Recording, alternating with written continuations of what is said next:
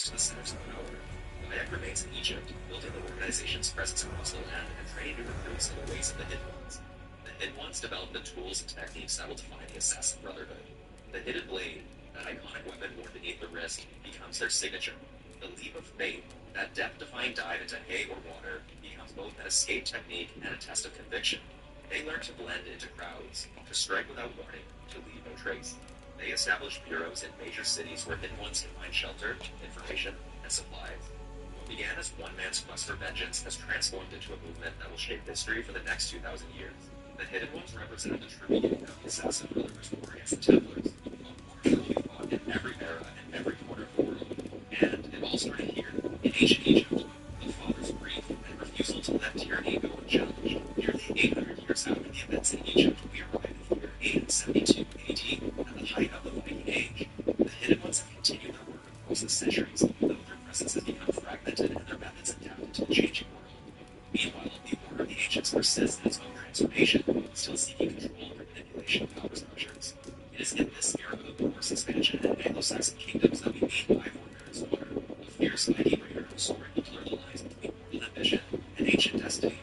Ivor's tale begins in the harsh forests of Norway, where she was orphaned as a child during a brutal attack led by the warlord Jovik of Rome. This trauma left her not only without parents, but also marked the distinctive scar across her neck, a permanent reminder of the violence that shaped her early years. Raised by King Styrbjorn after her parents' death, Ivor grew alongside his son Sigurd, forming a bond so strong that they considered themselves siblings in bond of blood. Together they became formidable warriors, earning respect among their clan for raids and battle prowess. By 872 AD, Norway has become a land of consolidating power under Harald Fairhair, who seeks to unite the fractious clans under a single crown.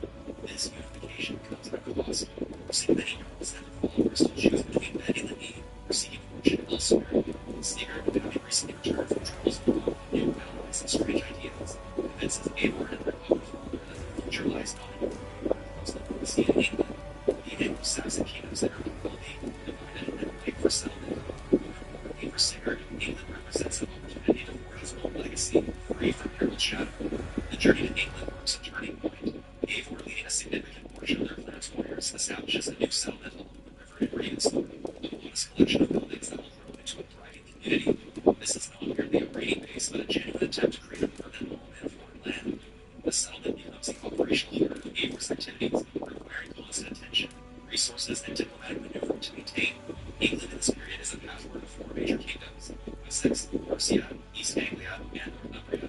Each has its own rulers, ambitions, and internal conflicts. Eivor quickly learns that success in this new land requires more than martial skill. She must forge alliances, navigate complex political situations, and understand the intricate web of loyalties and betrayals that define Anglo-Saxon politics.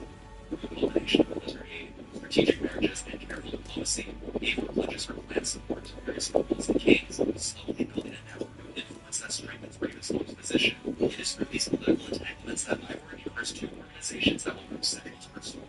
The first is the Hidden Ones, the direct predecessors to the Assassin Brotherhood of the later centuries. By this time, the Hidden Ones have established a bureau in England, though their numbers are few and their influence limited. They still operate according to the great establishment by centuries earlier, working from the shadows to protect free will and oppose tyranny.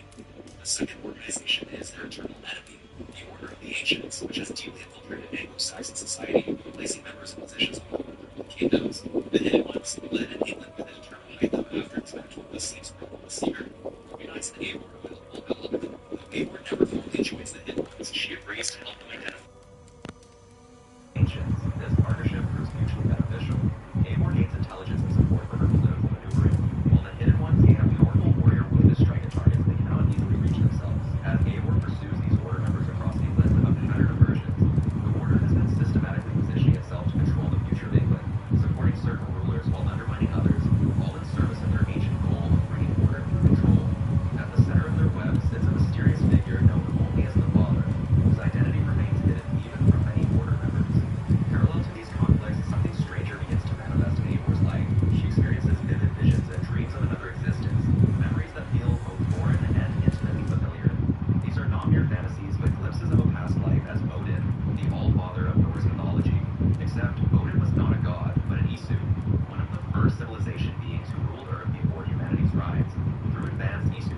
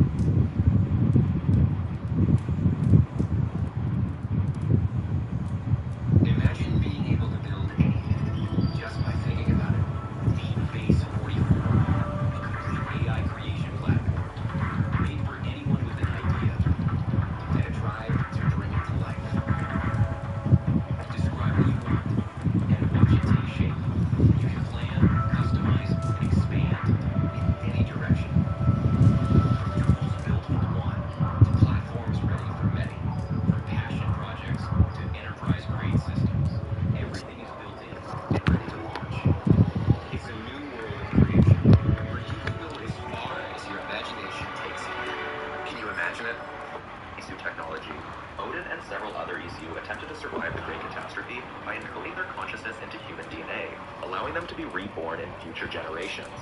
Eivor is one such reincarnation, carrying within her genetic code the memories and personality of Odin himself. This revelation, which unfolds gradually through mystical experiences in Asgard and Jotunheim, represents a profound challenge to Eivor's sense of self. Is she merely a vessel for an ancient being, or can she forge her own path despite this cosmic inheritance? The game explores this question through sequences where you experience Odin's final days before the catastrophe, witnessing his desperate attempts to cheat death and his complex relationships with other Isu, who would also be reborn. This personal crisis intensifies when Eivor discovers that Sigurd too is an Isu reincarnation. He carries the memories of Tyr, an Isu who is closely associated with Odin. This knowledge transforms Sigurd's personality, feeding an already substantial ego with delusions of divine destiny. He becomes obsessed with Isu artifacts and the idea that he is meant for something greater than merely leading a clan.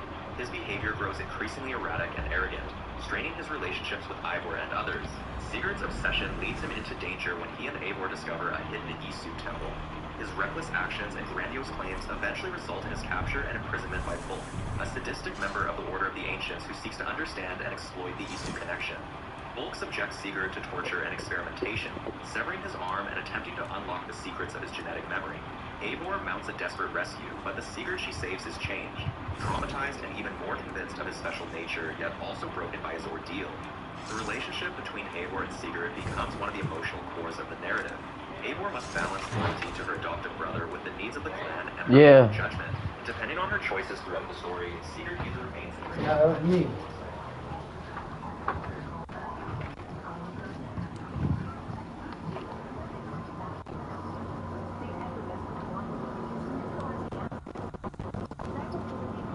I can't pay my phone bill from my phone. So I gotta update the app. And then when I go to update the app, it brings me to the iPhone pay your bill shit. Like, pay it because the app don't work. Yeah, the app don't work. I gotta, apparently the Boost app don't work. So I gotta. The only reason why I'm using the app is because I saved myself $6. No, if I go in, I think it's. Boost? Yeah, if I go into the Boost store, it's 70. If I pay it online, it's 65. Well, yeah, that's their discount shit. Cause. Yeah. Before you used to go in. If you go in and pay it, you save $5 because you was able to pay it over the phone, or you could go in.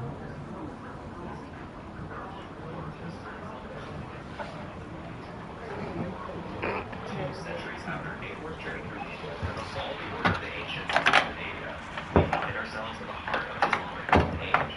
The year is 861 AD, and our story now takes us to Baghdad, the jewel of the Abbasid Caliphate, a city of unparalleled learning, culture, and commerce. Here, amid the bustling markets and towering minarets, we meet Basim ibn Ishaq, a cunning street thief whose destiny will prove far greater and stranger than he could ever imagine. Basim is not content with his life in the shadows of Baghdad streets. He is haunted by visions he cannot explain, fragmented memories that feel both alien and intimately his own. These nightmares plague him, showing him places and people from a time before time, but he dismisses them as the fevered dreams of a troubled mind. What he cannot dismiss is his skill. Basim possesses an almost supernatural talent for stealth, for reading people, for moving through the city as though he were a ghost. These abilities will soon catch the attention of an organization that has been operating in secret for over 2,000 years.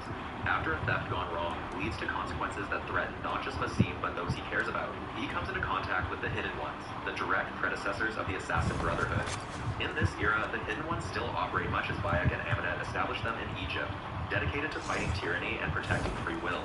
A master assassin named Roshan sees potential in the young thief, potential that goes beyond mere talent. She offers him a choice: continue his aimless existence in the streets, or join a cause greater than himself. Basim accepts, though his motivations are not entirely pure. He seeks purpose, yes, but he also seeks answers to the visions that torment him. He wants to understand why he feels this persistent, gnawing sense that he is meant for something more. Under Roshan's strict and often harsh tutelage, Basim begins his transformation from street thief to hidden one. The training is brutal. Roshan is a demanding mentor who accepts nothing less than perfection, and she sees in Basim both great promise and great danger. There is something about him she cannot quite place, a quality that makes her wary even as she teaches him the Creed. Oh my fucking god.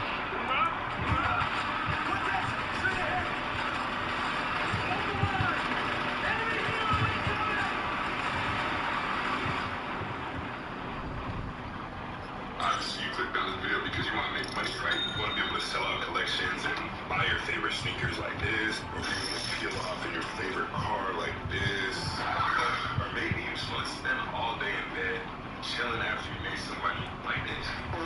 With a few clicks on your computer, I'll be able to execute a job quickly with either one of those products thanks to using Passage. I don't have to go to work and clock in for anyone else. I can operate on any schedule I want. Like, it's 1 o'clock, I'm shipping orders right now. And we were just on the desktop, but as I'm able to move over to my laptop, it shows you how much freedom you're able to have with Passage. You can start your brand from your room. You can start your brand in the kitchen. You can even start your brand sitting poolside just using your Creed. Over the course of several years, Basim rises through the ranks of the Brotherhood. He masters the techniques that define the Hidden Ones. The leap of faith, the hidden blade, the art of blending into crowds and striking from the shadows.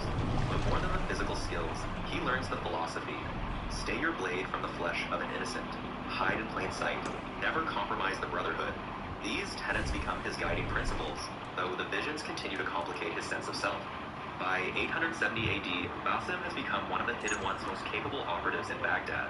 It is during this time that he uncovers whispers of a conspiracy, one that reaches into the highest levels of the Abbasid Caliphate.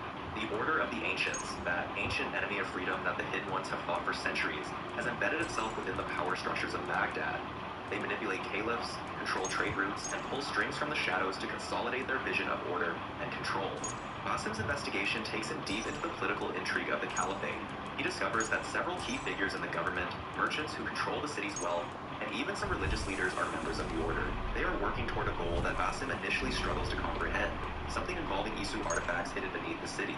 These pieces of Eden, remnants of the precursor civilization that came before humanity, hold power that the Order seeks to exploit. As Basim delves deeper into the conspiracy, his visions intensify.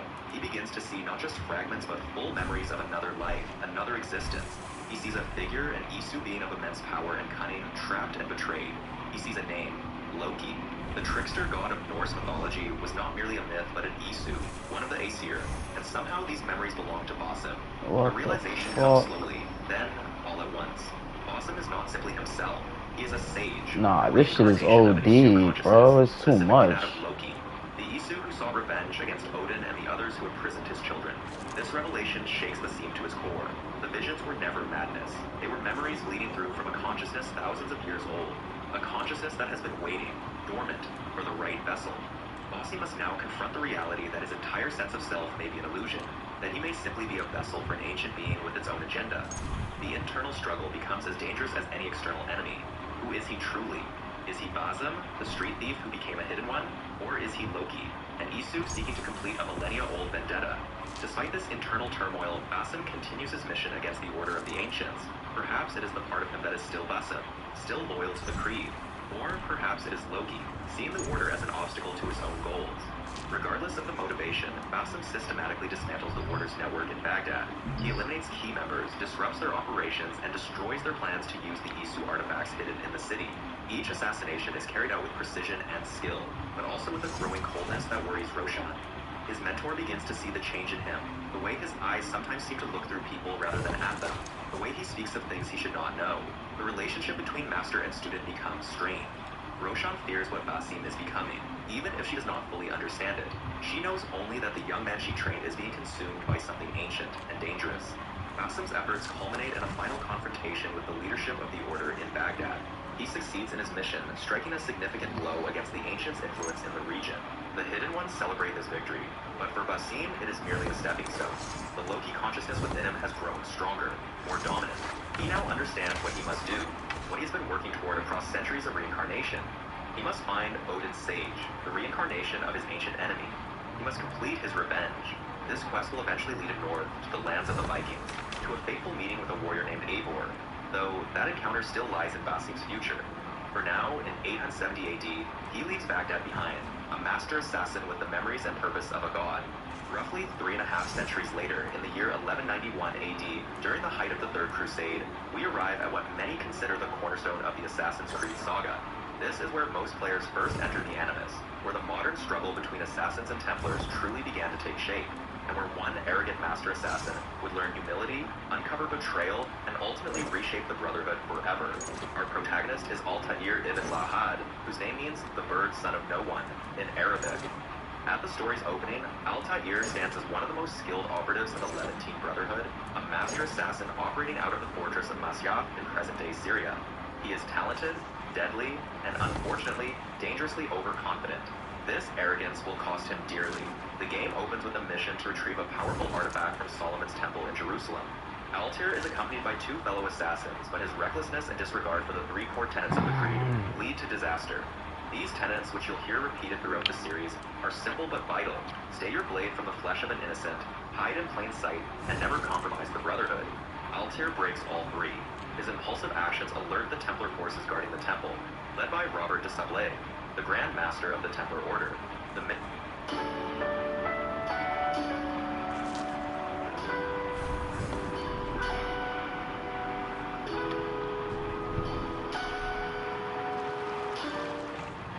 What if there was a song about young man, big dream, in the style of pop?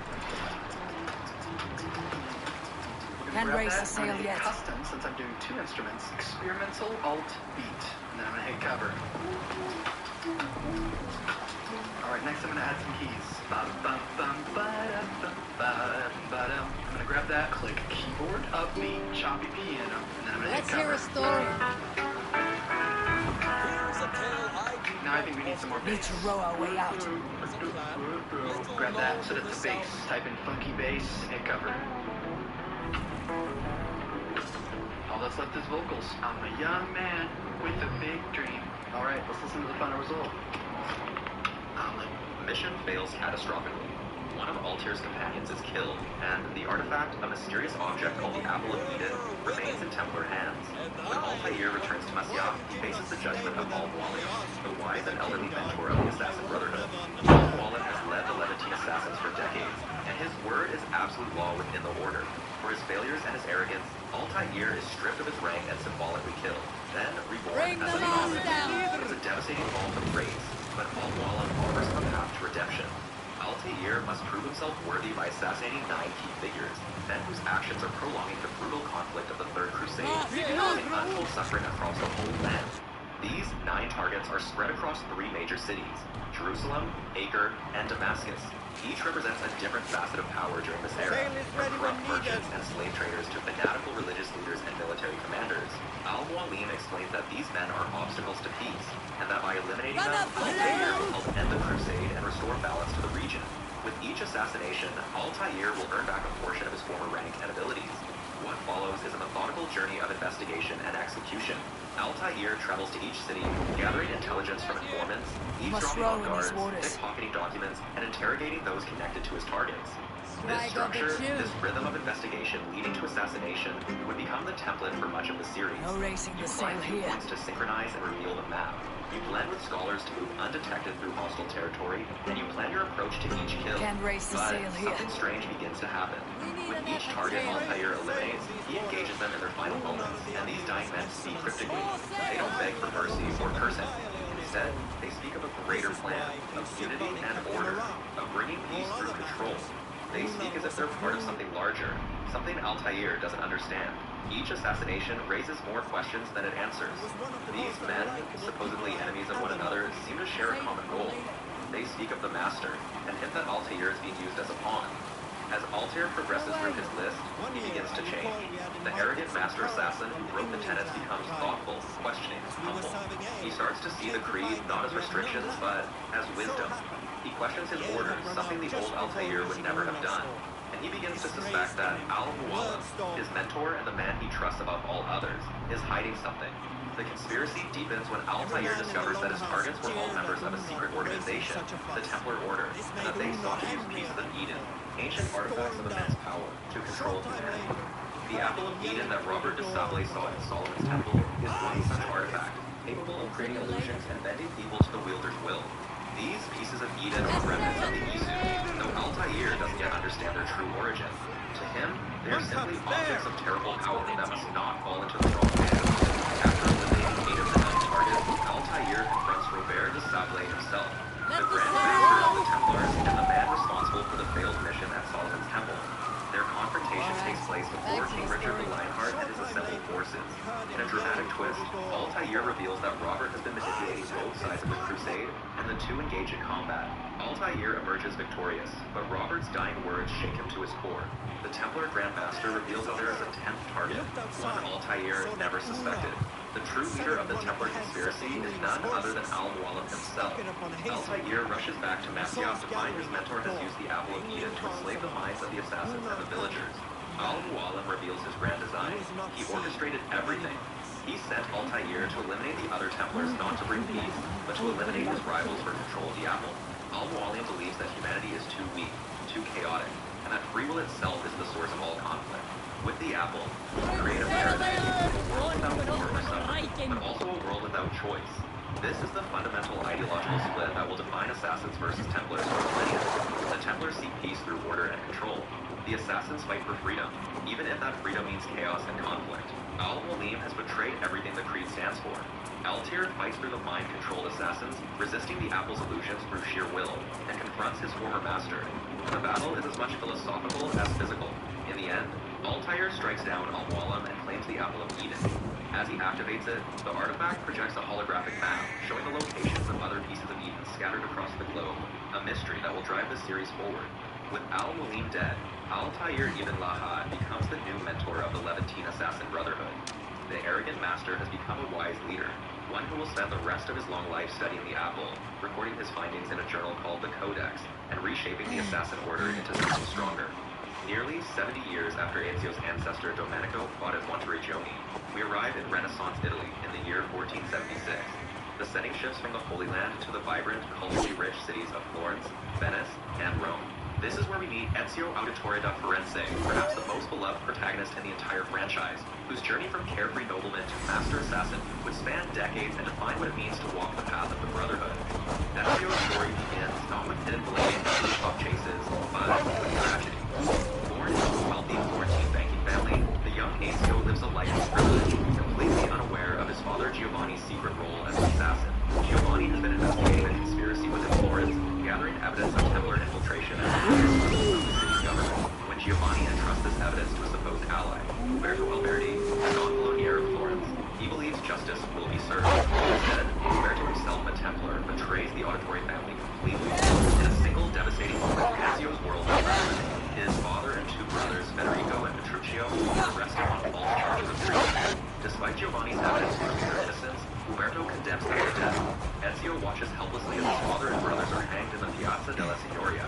The execution is public, brutal, and designed to send a message. The Auditore name is destroyed. Everything Ezio knew, everything he took for granted, is ripped away in an instant. Ezio escapes Florence with his mother Maria and sister Livia, fleeing to the Tuscan town of Monteriggioni. This fortified villa is home to his uncle Mario Auditore, a man Ezio barely knows. It is here that Ezio learns the truth about his family's hidden legacy.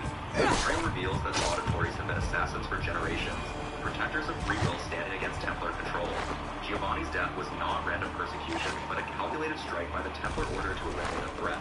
Mario takes it upon himself to train Ezio, to transform this angry, grief-stricken young man into something more than a simple revenge seeker. The training is rigorous. Ezio learns the techniques that define the Assassin Brotherhood. Free-running across rooftops, blending into crowds, striking from the shadows, and, of course, wielding the iconic hidden blade. Mario gives Ezio his father's hidden blade, a weapon that becomes an extension of Ezio's very identity. But Mario teaches more than combat skills. He introduces Ezio to the assassin philosophy, the understanding that their fight is not merely personal, but part of a war that has raged for millennia. The Templars seek to control humanity, believing order and dominance will bring peace. The assassins fight to preserve freedom, even when that freedom leads to chaos. Ezio's initial targets are those directly responsible for his family's execution. He tracks down and assassinates Umberto Alberti, claiming his first true kill as an assassin. But this act of vengeance reveals something larger. Umberto was merely one piece of a vast network. The conspiracy extends far beyond Florence, reaching into every major city in Italy. The Pazzi family, rivals to the Medici, are deeply involved, and behind them lurks an even greater threat: the Borgia family. As Ezio pursues his targets across Italy, visiting Florence, San Gimignano, Orly, Venice, and Rome, he uncovers the scope of the Templar plan. The conspiracy involves bankers, merchants, politicians, military leaders, and clergy. Each assassination brings Ezio closer to the truth, but also deeper into the centuries-old conflict. He is no longer simply avenging his family. He is actively dismantling Templar operations throughout the Italian peninsula. During his journey, Ezio encounters key allies who shape his path. Leonardo da Vinci, the brilliant inventor and artist, becomes a close friend, decoding pages from the Codex, an ancient manuscript written by Altair ibn Lahad himself. These Codex pages contain assassin wisdom and technical knowledge, including upgrades to Ezio's hidden blade and other tools. Leonardo's inventions, inspired by the Codex, give Ezio advantages like a hidden gun, poison blade, and even a primitive flying machine. Their friendship grounds Ezio, reminding him of the humanity he fights to protect. Ezio also meets Caterina Sforza, the fierce ruler of Orly, and Niccolo Machiavelli, a fellow assassin and tactical genius. These relationships are not merely functional. They represent the network of resistance against Templar control, individuals from different backgrounds united by a common cause. Through them, Ezio learns that the Brotherhood is not a solitary path, but a collective effort spanning nations and generations. The conspiracy's architect reveals himself as Rodrigo Borgia, a Spanish cardinal with ruthless ambition. Rodrigo is not content with mere political power. He seeks something far more dangerous, a piece of Eden, specifically the Apple of Eden that Ezio's father had been tracking. The apple is one of several advanced technological artifacts created by the Isu, the first civilization, capable of controlling human minds on a massive scale. Rodrigo believes that possessing the apple will allow him to access a mysterious vault beneath the Vatican, a site of immense power mentioned in Isu prophecies. By 1488, Rodrigo has consolidated enough power and influence to orchestrate his election as Pope Alexander VI. This is not a spiritual appointment, but a calculated seizure of one of the most powerful positions in the world. As Pope, Rodrigo commands armies, controls vast wealth, and holds moral authority over millions. He uses this position to further Templar goals, corrupting the church from within and turning it into an instrument of control. Ezio spends years working to counter Rodrigo's influence, assassinating his allies and disrupting his plans. The conflict becomes deeply personal. Rodrigo is not just another Templar. He represents everything Ezio has fought against. The embodiment of corruption, manipulation, and the hunger for absolute power. The chase for the apple leads Ezio through political intrigue, battles, and betrayals, each step bringing him closer to confrontation. In 1499, Ezio finally confronts Rodrigo Borgia in the Vatican itself. The battle is brutal, two men representing opposing philosophies clashing in the heart of Christendom. Ezio defeats Rodrigo and claims the Apple of Eden, but he chooses not to kill the Pope. This moment of mercy reflects Ezio's growth. He is no longer the rage-driven youth seeking simple vengeance. He has become a true assassin, understanding that their creed is about more than death. With the apple in hand, Ezio accesses the Vatican vault, the Isu temple that Rodrigo sought for so long. Inside, he encounters something impossible, a holographic message from Minerva, one of the Isu who existed thousands of years before. But Minerva does not speak to Ezio. Instead, she addresses someone else, someone experiencing these memories centuries in the future. She speaks directly to Desmond Miles. This moment shatters the boundary between past and present. Minerva knew that someone would relive Ezio's memories through the Animus. She left a warning about a coming catastrophe, a solar flare that nearly destroyed the world in the Isu era, and will threaten humanity again. The vault, the apple, Ezio's entire journey. All of it was orchestrated across millennia to deliver this message to Desmond. Ezio, confused and overwhelmed, does not understand what he has witnessed. He has been a conduit for something far greater than his personal quest. As Ezio leaves the vault, he has achieved his revenge and uncovered the Templar conspiracy, but he is left with profound questions about his purpose and the nature of the war he has dedicated his life to fighting. His story, however, is far from over. Moments after discovering the vault beneath the Vatican, Ezio's world is shattered. As he rides back to Monteriggioni in 1499, his uncle's villa is besieged by Cesare Borgia's forces. The attack is swift and brutal. Mario Auditore is killed, and the Apple of Eden that Ezio had left behind is stolen. The Brotherhood's sanctuary, painstakingly built over decades, falls in a single night. Wounded and forced to flee with his family, Ezio watches everything he helped build turn to ash. But from this devastation, a new purpose crystallizes. If the assassins are to survive, they cannot hide in mountain villas. They must take the fight directly to the heart of enemy power.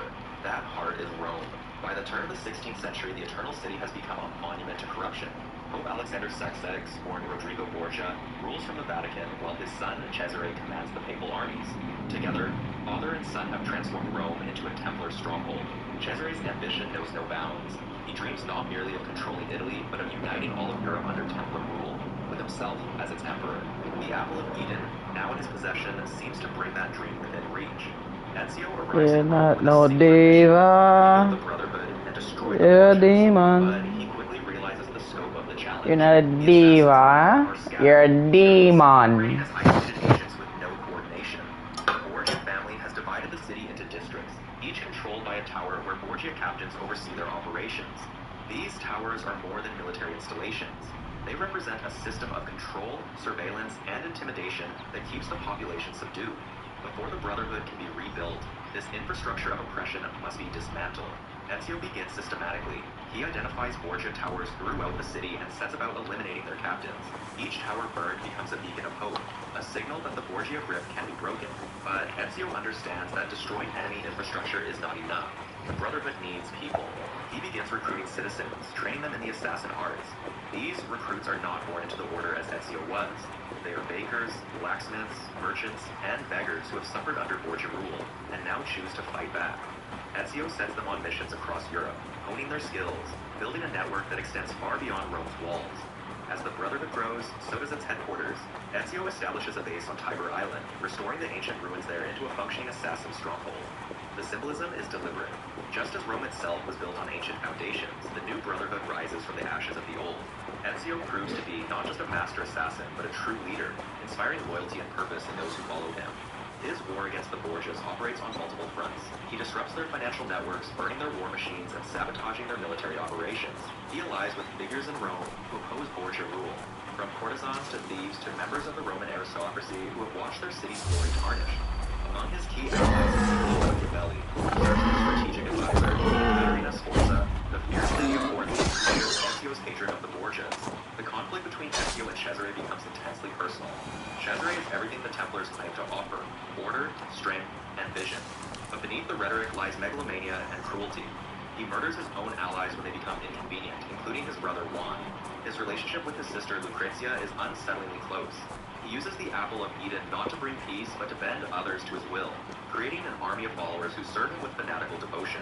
In 1503, the political landscape shifts dramatically. Pope Alexander VI dies, poisoned during a banquet intended to kill a rival cardinal. The Borgias' own treachery turns against them. With his father dead, Cesare's position becomes precarious. A new pope, Julius II, takes the throne, and he has no love for the Borgias. Cesare's power base begins to crumble. His captains fall one by one to Ezio's blades. His towers burn. His armies desert him. Ezio finally confronts Cesare in the heart of Rome, engaging in a desperate fight to reclaim the Apple of Eden. The artifact has corrupted Cesare, feeding his delusions of invincibility. When Ezio finally wrests the apple from his grasp, Cesare's facade shatters. Without the apple's power, he is arrested by papal forces and imprisoned. The mighty general who dreamed of conquering Europe is reduced to a prisoner, his influence destroyed. But Ezio knows the story is not finished. In 1507, he learns that Cesare has escaped from prison in Spain and is attempting to rebuild his forces. Ezio travels to the siege of Viana, where Cesare fights as a mercenary. Their final confrontation takes place. I learned Mandarin or French. I pick up fence or figure skating. No. Flamenco. Flamingos. I go see them. Maybe I joined the circus. I parasail. No paraglide. No hang glide. I mean, Yo, you gonna play or what? Can you imagine? New York Lottery. Play today. whoa. What's that? I just built a bananing app in base 24. Guys, Nina just built an app. Impossible. Taking a kick. Oh, interesting. Can you generate reports? I can now. Nice. So you're saying we can all build apps now? Yeah. I'm on lunch. I gotta make a phone call now. Just built an inventory tracker. Protein calculator. What's there an app? A workflow manager. That's Track still owes Citigroup lunch. Crash duty schedule. Because no one seems to care. There's built a I just created a goal tracking system. We built the same thing, didn't we? Yep. Is this thing there, Tonka? Is the doctor I want to animate this create a body player. Profesor de Español. An inter-office dating app. For dogs. For office dogs.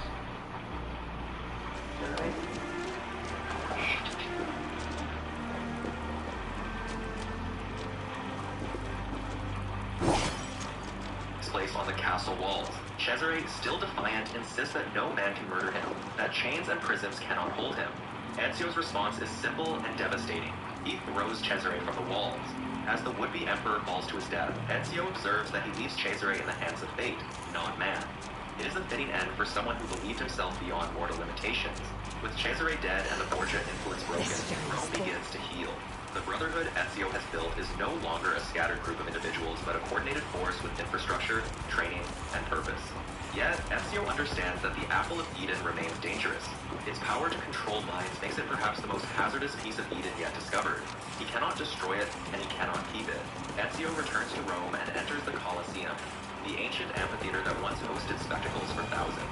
Beneath its ruins, he finds a temple built by those who came before, a vault designed to protect powerful artifacts.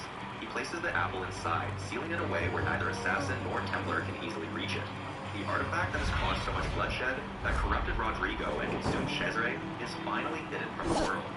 As Ezio emerges from the Colosseum, he is no longer simply an assassin seeking revenge. He has become a mentor, a leader who has rebuilt an entire brotherhood from nothing. Rome stands free, and the assassins have proven that even when reduced to a single man, their cause can rise again. But Ezio's journey is far from over. After securing Rome and dealing the Templars a decisive blow, Ezio Auditore does not rest on his laurels. Instead, he embarks on what will become his final and most personal journey. In 1511, now in his early 50s, Ezio travels east to Constantinople, the jewel of the Ottoman Empire, with a singular purpose: to find Altair ibn Lahad's hidden library beneath Masyaf. This quest was set in motion by the information Ezio discovered in the Vatican vault years earlier. He learned that Altair had sealed away something of immense importance, a secret library containing not only ancient knowledge, but potentially another Apple of Eden. To access this library, Ezio must find 5 special keys, artifacts that Altair created and scattered across the region centuries before. But these are no ordinary keys. Each one contains encoded memories from Altair's own life, preserved through the same Isu technology that powers the Animus. When Ezio arrives in Constantinople in 1511, he finds a city caught between worlds. The Ottoman Empire is at its height, a cosmopolitan crossroads of east and west, but beneath the surface, the eternal war between assassins and Templars continues. The local assassin brotherhood, while present, faces a significant threat from the Byzantine Templars, remnants of the fallen Byzantine Empire who seek to destabilize Ottoman rule and reclaim their former glory. The Byzantine Templars are led by Prince Ahmed, son of the recently deceased Sultan Bayezid II, though his Templar allegiance remains hidden behind a mask of political ambition. His true goal mirrors that of every Templar: control. He seeks the Masyaf keys not for historical curiosity, but for the power they might unlock. Standing in opposition is Ahmed's younger brother, Prince Selim, a ruthless but effective leader who, unbeknownst to most, has his own designs on the Ottoman throne. Ezio quickly allies himself with the Constantinople assassins, led by the capable Yusuf Tazim. Yusuf represents a new generation of assassins, trained in methods that blend Ottoman culture with the Brotherhood's ancient traditions. Under his leadership, the Constantinople Guild has developed new techniques and tools, including the hook blade, a modified hidden blade that allows for greater mobility across the city's distinctive architecture of domes and minarets. Together, Ezio and Yusuf work to strengthen the Brotherhood's position in the city while hunting for the Masyaf keys.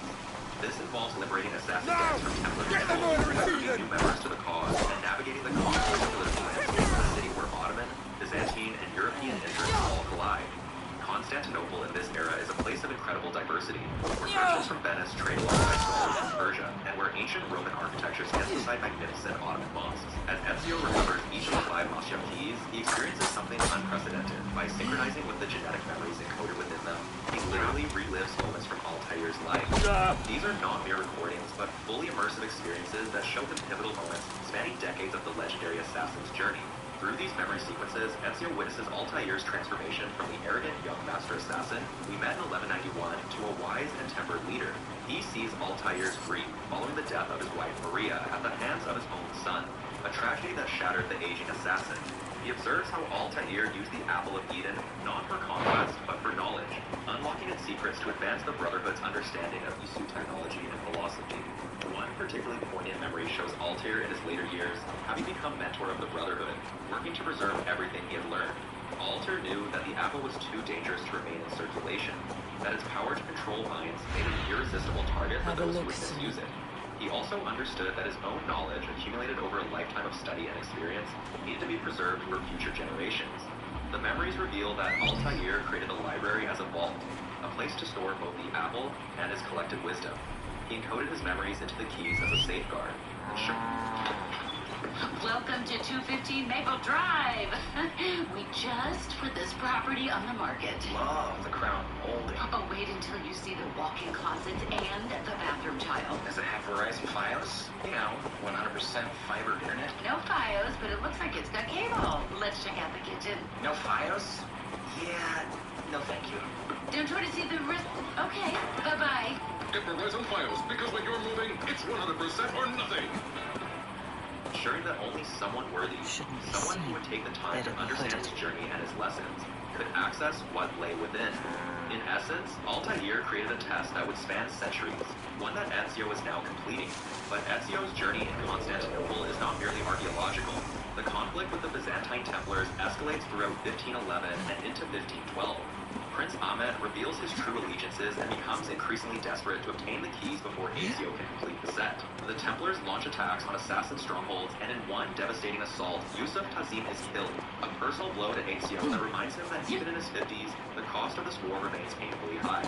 The political situation in Constantinople also reaches a boiling point. Prince Selim marches on the city with an army, forcing his father Sultan Bayezid to abdicate in his favor. While Selim is no friend to the assassins, his ruthless efficiency in claiming the throne disrupts the Byzantine Templars' plans for a puppet ruler. Ezio finds himself navigating not just assassin versus Templar, but the complex realities of Ottoman succession and power. With all 5 keys finally in his possession, Ezio returns to Masyaf in 1512. The fortress, abandoned for decades since Altair's time, stands as a monument to the Brotherhood's history. Ezio makes his way through the ancient halls, past the courtyard where Altair once trained, to the sealed library door. As he places the keys and the door opens, Ezio enters not a library filled with books and scrolls as he expected, but a simple chamber. There, seated in a chair facing the door, is the skeleton of Altair ibn Lahad himself. The great assassin had entered his library for the final time as an old man, sealed the door behind him, and chose to die there, becoming the eternal guardian of the secrets within. In Altair's skeletal hand rests the Apple of Eden, the same artifact that had shaped so much of both their lives. But as Ezio reaches for it, something extraordinary happens. He becomes aware of another presence, a consciousness that has been observing his entire journey.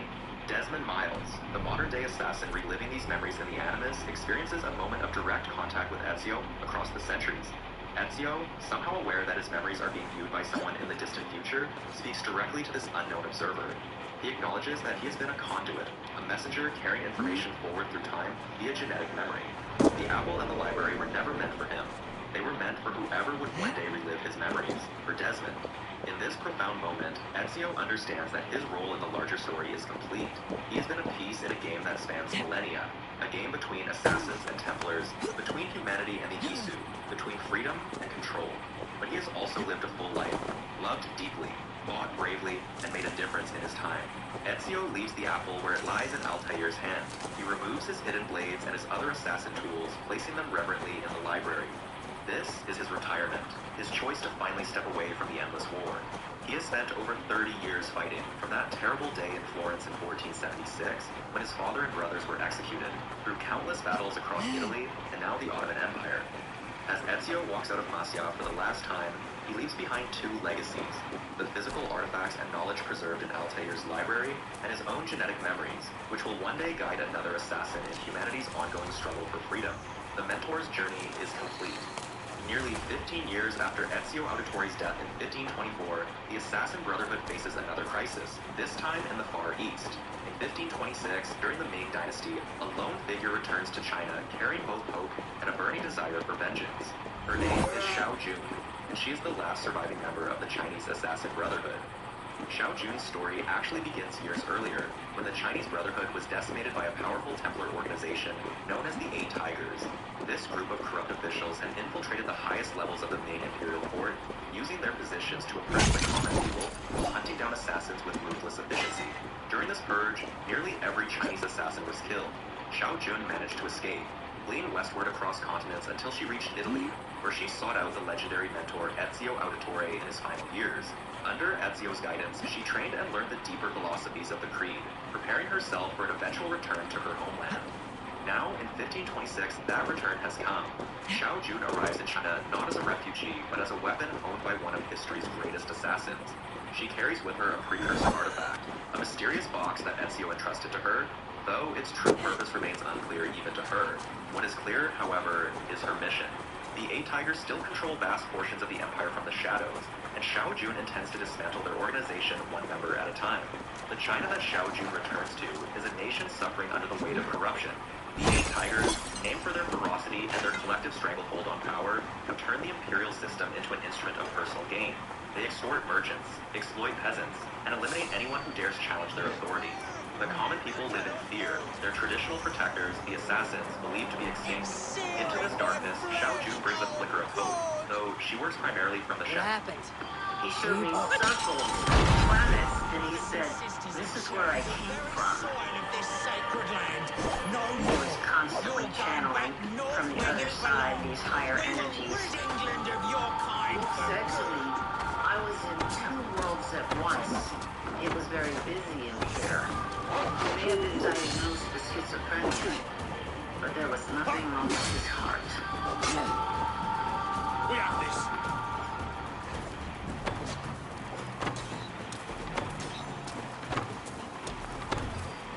I'm known to be this widely acknowledged iPad kid, but what are you?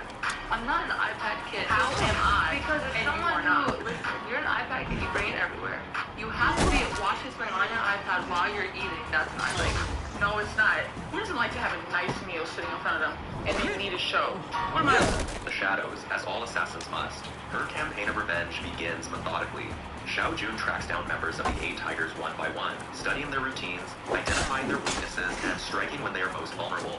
Unlike the sprawling cities of Renaissance Italy or the dense urban landscape of Constantinople, China presents its own unique challenges. She moves through imperial palaces with their layered courtyards and tiered roofs, infiltrates military encampments where Tiger loyalists train their soldiers, and navigates bustling port cities where Templar influence runs deep. The architecture itself becomes both obstacle and opportunity, as Xiao Jun uses traditional Chinese buildings with their distinctive curved eaves and ornate decorations to remain unseen. Each assassination brings her closer to her goal, but Xiao Jun's mission extends beyond simple revenge. As she eliminates the tigers, she witnesses firsthand the suffering they have caused. In one region, she encounters villagers whose land has been seized by corrupt officials working for the Templars. In another, she discovers a network of forced labor camps where dissidents and their families toil under brutal conditions. These encounters remind her that the Assassin Brotherhood was never just about killing Templars. It was about protecting the innocent and fighting for freedom. This realization transforms her mission.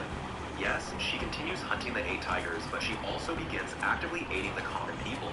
She disrupts supply lines that feed the Tigers' wealth, frees prisoners from their dungeons, and exposes corruption wherever she finds it.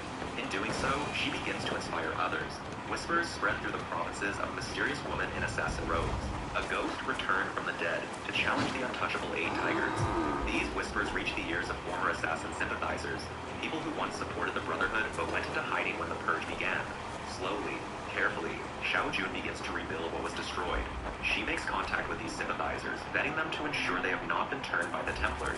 She identifies promising recruits among the people she has helped, those who show both the skill and the conviction necessary to join the Creed.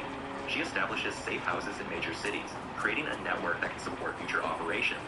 The Chinese Brotherhood, once reduced to a single survivor, begins to grow again, small and fragile, but alive. The precursor box that Ezio gave her plays a crucial role in this rebuilding effort. Though its full capabilities remain mysterious, it serves as a symbol of legitimacy, proof that she carries the blessing of the great Ezio Auditore himself. It also contains knowledge, fragments of precursor wisdom that help guide her understanding of the larger conflict between assassins and Templars. This ancient knowledge, combined with the training she received in Italy, makes Xiao Jun uniquely qualified to resurrect her brotherhood. By the time her campaign against the Eight Tigers concludes, Xiao Jun has transformed from a lone avenger into a true mentor. The Chinese Assassin Brotherhood, though still small, has been re-established with a new generation of recruits who understand both the philosophy of the Creed and the practical necessities of fighting Templars in Ming Dynasty China. The common people, while still oppressed by imperial authority, have seen that resistance is possible, that tyrants can be challenged. Xiao Jun's journey proves that even when the Brotherhood seems destroyed, even when only one assassin remains, the Creed itself can survive and flourish once more. We now leap back across the globe and nearly 3 centuries earlier. While Xiao Jun was fighting to rebuild the Chinese Brotherhood in the 1500s, our timeline now takes us to the Caribbean Sea in 1715, at the height of what history remembers as the Golden Age of piracy. This is where we meet Edward Kenway, a Welsh privateer whose pursuit of fortune would accidentally entangle him in the ancient war between assassins and Templars, and whose story would prove that redemption can be found even in the most unlikely of places. Edward Kenway is not born into the Brotherhood. He is not raised with their ideals or trained in their ways. He is, quite simply, a man chasing wealth and glory, hoping to return to his wife Caroline with enough riches to prove his worth. Working as a privateer during the tail end of the War of the Spanish Succession, Edward sees opportunity when he encounters a man named Duncan Walpole during a naval battle off the coast of Cape Bonavista. Walpole, it turns out, is an assassin who has betrayed his brotherhood and is attempting to defect to the Templars, carrying sensitive information about assassin locations and a mysterious artifact called the Observatory. When Walpole dies in their confrontation, Edward makes a fateful decision.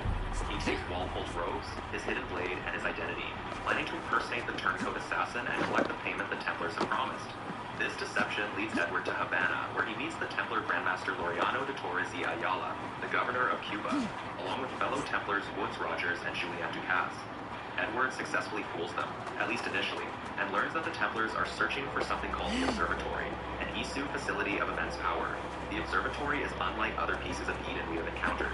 Rather than controlling minds or creating illusions, this ancient structure can observe anyone, anywhere in the world, provided the user possesses a sample of that person's blood. The implications are staggering. Whoever controls the observatory could track any target, spy on any enemy, and possess a level of surveillance that would make them nearly omnipotent. For the Templars obsessed with order and control, this represents the ultimate tool. For Edward, it simply represents the ultimate prize, something he could sell for enough money to secure his future forever. Edward's deception eventually unravels, but by then he has learned enough to pursue the observatory on his own.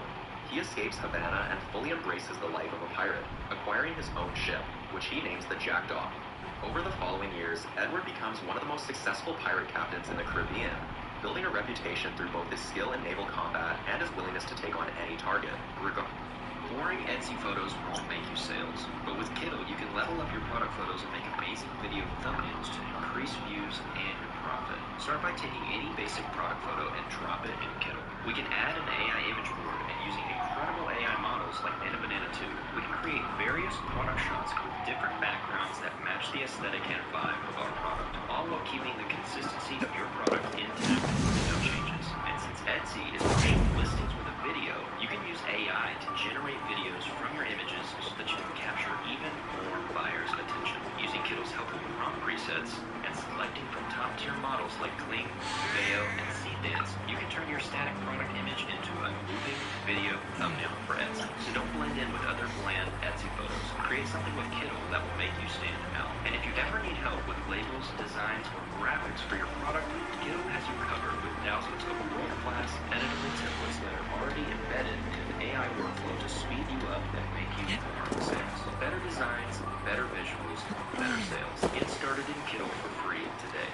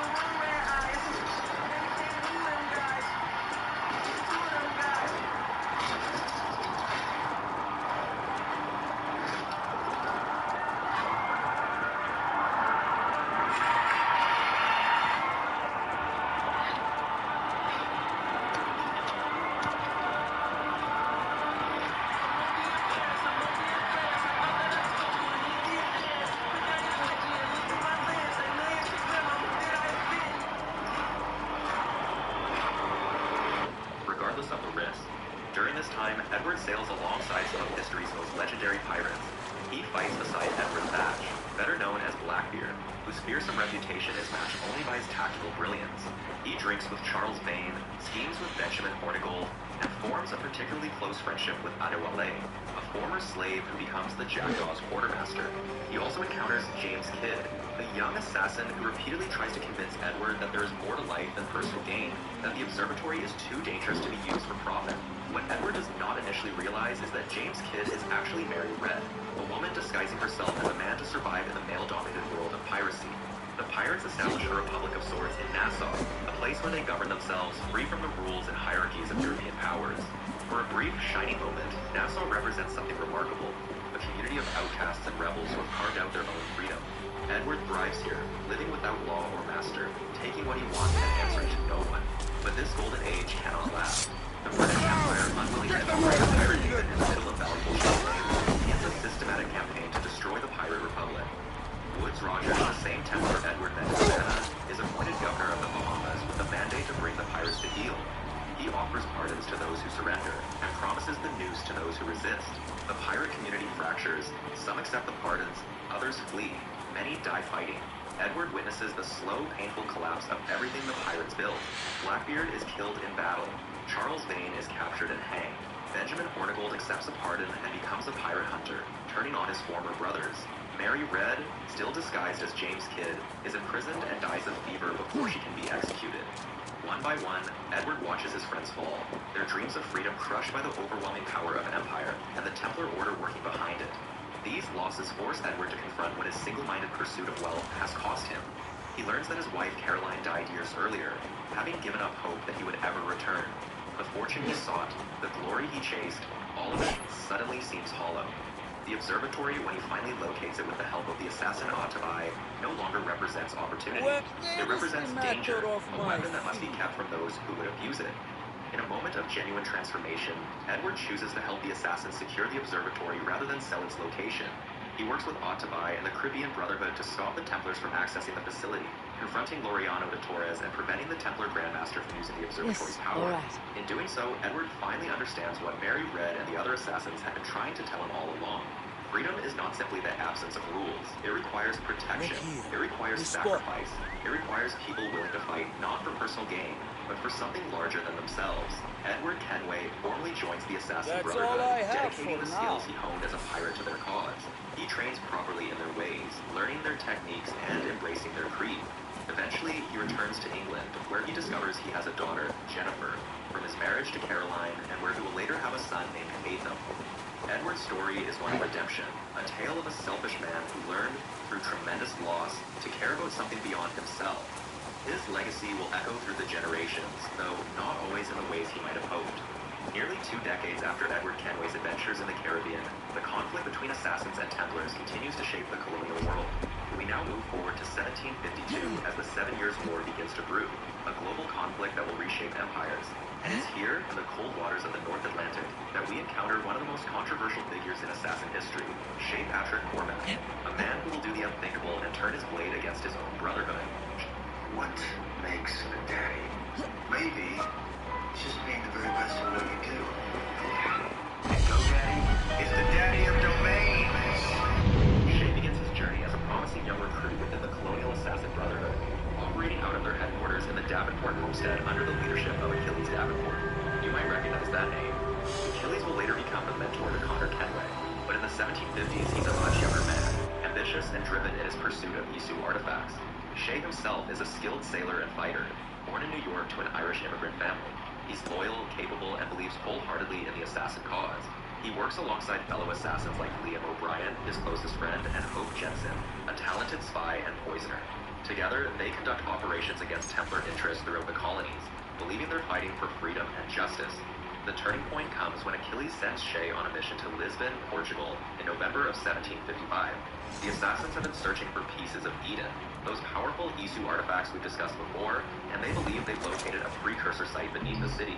Achilles provides Shay with a special device, a precursor box that's meant to interface with the temple and allow them to retrieve the artifact safely. Shay trusts his mentor completely. He infiltrates the site, navigates the ancient Isu architecture, and places the device as instructed. What happens next changes everything. The moment Shay activates the mechanism, the entire temple becomes unstable. The ground shakes violently. Shay barely escapes with his life, but the destruction doesn't stop at the temple. The seismic disturbance triggers a catastrophic earthquake that devastates Lisbon. Thousands of people die in moments. Buildings collapse. Fires rage through the streets. Shay watches in horror as an entire city is destroyed because of what he's just done, because of orders from his brotherhood. This is based on the real historical Lisbon earthquake of 1755, one of the deadliest earthquakes in history, and the game presents it as accidentally triggered by assassin interference with Isu technology. Shay returns to the colonies traumatized and furious. When he confronts Achilles about what happened, he's shocked to discover that the assassin leadership knew the risks. Worse, they're planning to continue searching for more precursor sites, willing to risk similar catastrophes in their quest to keep these artifacts from Templar hands. Shay argues that they need to stop, that no artifact is worth the lives of thousands of innocents, but Achilles is unmoved. From his perspective, the Templars obtaining these powerful pieces of Eden would lead to even greater suffering under their authoritarian control. The mission must continue. Unable to accept this, Shay makes a desperate decision. He steals the precursor manuscript that contains the locations of other temple sites, hoping to prevent the assassins from causing another disaster. He tries to escape the homestead, but his former brothers and sisters turn on him immediately. In the chaos that follows, Liam, his best friend, shoots him in the back. Shay falls into the freezing Atlantic waters, the manuscript clutches his hilt and is left for dead. But Shay survives. He's rescued by a Templar named Colonel George Monroe, who nurses him back to health in New York. As Shay recovers, he learns about the Templar perspective for the first time, not filtered through assassin teaching. Monroe and other Templars, including the charismatic Grandmaster Haytham Kenway, Edward's son, present their philosophy. They argue for order, for careful control of dangerous knowledge, for protecting humanity from threats it doesn't understand. After witnessing the destruction of Lisbon, after being betrayed and nearly murdered by the people he trusted, Shay finds himself agreeing with them. The assassins, in their zealous pursuit of freedom and their artifacts, have become reckless and dangerous. Shay makes his choice. He formally joins the Templar Order, becoming one of the few individuals in the franchise to consciously switch sides. He's given a new purpose: hunt down the colonial assassins and stop them from accessing any more precursor sites. The hunter becomes the hunted, and Shay proves devastatingly effective in his new role. Over the next several years, spanning from 1756 to 1760 during the height of the 7 Years' War, Shay systematically dismantles the brotherhood he once served. He tracks assassins across the North Atlantic, from the frozen waters of the Arctic to the bustling ports of New York and the wilderness of the River Valley. He upgrades his ship, the Morgan, turning it into a formidable weapon. He uses every technique the assassins taught him, now turned against them. One by one, his former comrades fall. Hope Jensen, the master poisoner, dies by his blade. Other assassins are eliminated or driven into hiding. The conflict becomes deeply personal when Shay confronts Liam O'Brien, his former best friend.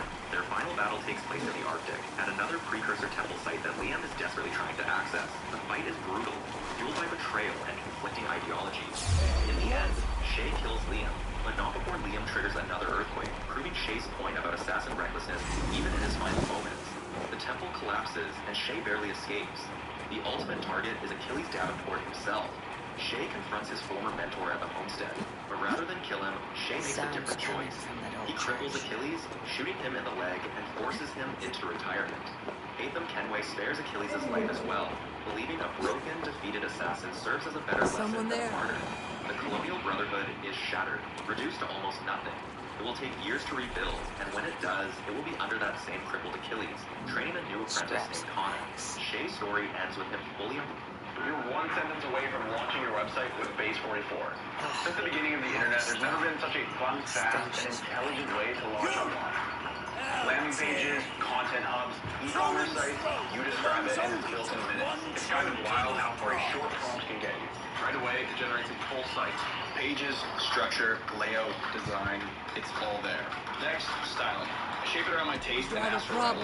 Darker palette, different fonts, this is a lot.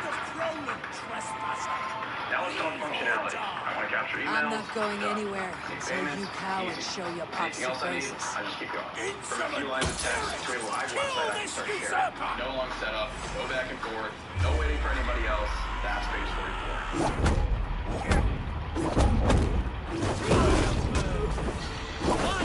Even on my antidepressants, I wasn't making enough progress, and I'm still hiding my depression. I wanted more for myself, so my doctor recommended Rexulti. When taken with an antidepressant, Rexulti is proven to significantly reduce depression symptoms more than an antidepressant alone.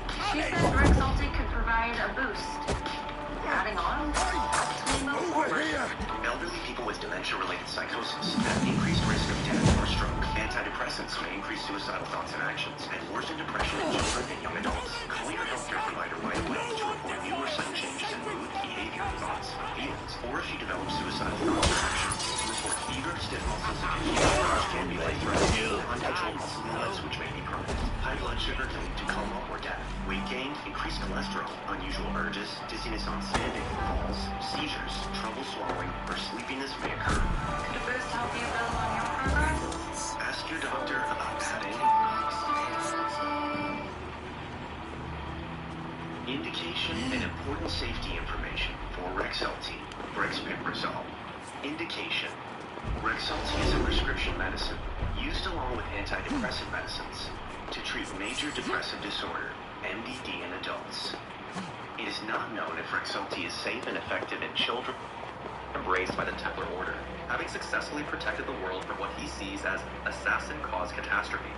He's become the ultimate assassin hunter, a dark mirror to every protagonist we followed before. Shay Cormac's actions in 1763 had dealt a devastating blow to the colonial brotherhood, but the assassins were far from finished. Just 9 years before that tragedy, in 1754, a child was born who would rebuild what was lost and lead the brotherhood through one of the most turbulent periods in American history. His birth name was Rathnaketon, and he would become known to history as Connor Kenway. Connor's story begins in the Mohawk village of Kanatose, nestled in the frontier wilderness of what would become New York State. He was the son of Kenyani Doiayo, a Mohawk woman, and a British man whose identity would remain hidden from him for years. Connor's early childhood was peaceful, shaped by the traditions and values of his mother's people. But in 1760, when Connor was only 6 years old, that peace was shattered. His village was attacked and burned, and his mother perished in the flames. The traumatic event left an indelible mark on the young boy, who glimpsed a mysterious symbol on one of the attackers, a cross that he would later learn belonged to the Templar Order.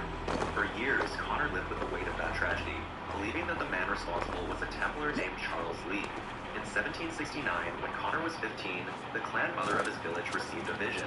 She told Connor that he was destined to become a protector of his people and directed him to seek out a man named Achilles Davenport, who lived in a manor on the Davenport homestead near the coast. Connor embarked on this journey with determination, unaware that he was about to step into a centuries-old conflict. Achilles Davenport was a broken man when Connor found him. Once the proud mentor of the colonial brotherhood of assassins, Achilles had watched his order crumble. Many of his assassins had been killed during Shay Cormac's rampage, and those who survived had scattered or abandoned the cause. Achilles himself had lost his wife and son to disease, and he had retreated into bitter isolation, convinced that the assassin cause in the colonies was finished. When this determined young Mohawk appeared at his door asking to be trained, Achilles initially refused. He wanted nothing more to do with the Brotherhood or its endless war, but Connor was persistent. He demonstrated his natural abilities, his unwavering sense of justice, and his commitment to protecting his people. Slowly, reluctantly, Achilles agreed to train him. However, he insisted that if Connor was to operate in colonial society, he would need a name that would allow him to move more freely among the British and American colonists. He gave him the name Connor, pairing it with his own surname, Kenway. Connor accepted this new identity, though he never forgot who he truly was or where he came from. Under Achilles' guidance, Connor learned the ways of the assassins. He mastered the hidden blade, the art of free running through both wilderness and urban environments, and the philosophy that had guided the Brotherhood for millennia. Achilles taught him that the assassins fought for free will, for the right of all people to choose their own destinies, while the Templars sought to impose order through control. Connor absorbed these lessons, but his motivation remained deeply personal. He sought justice for his mother and protection for his people. As Connor's training progressed through the early 1770s, the political situation in the American colonies was reaching a breaking point. Tensions between the colonists and the British Crown were escalating, and both assassins and Templars saw the coming conflict as an opportunity to advance their causes. Connor began operating in major colonial cities like Boston and New York, tracking down Templars and uncovering their plans. It was during this period that he made a shocking discovery about his own past. In 1778, Connor finally confronted the man he had been hunting, the Templar Charles Lee. But the meeting revealed a truth that shattered Connor's understanding of his own history. Lee was not the man who had ordered the attack on Kanatose. That order had come from someone else, someone Connor had recently encountered. His own father, Hatham Kenway, was not only alive, but was the Grand Master of the colonial right of the Templar Order. The revelation was devastating. The man Connor had briefly worked alongside, not knowing their true relationship, was the leader of the very organization Connor had sworn to destroy. Hatham Kenway was the son of Edward Kenway, the pirate assassin whose adventures had unfolded decades earlier. But unlike his father, Hatham had been raised and indoctrinated by the Templars after his father's death. The Traveler's Guide to Korea, the hottest destination ever. Pack your stretchiest pants. There's an endless array of flavors you can only taste in Korea. Upgrade your cloud storage. You'll be snapping pics everywhere you go.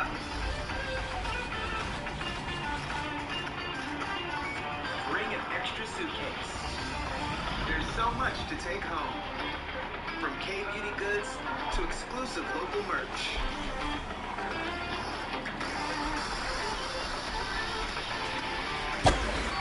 Sleep while you can. Savor the fun that lasts 24 hours a day.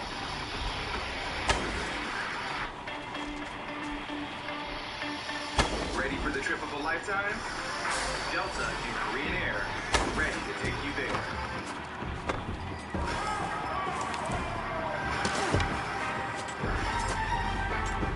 Christmas, I deliver presents. Nice little boys. If you're naughty, I deliver something else. Nigga. Now I'm on the playlist. Maybe Christmas money?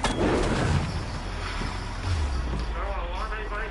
There may not be another Christmas ever again. Why not? Saving up for Illinois. What do you do? Maybe I killed too many people. I don't know.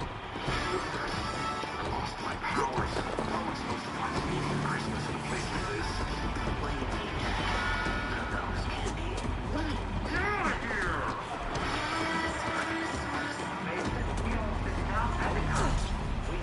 No way, I'm really fucking running, bro.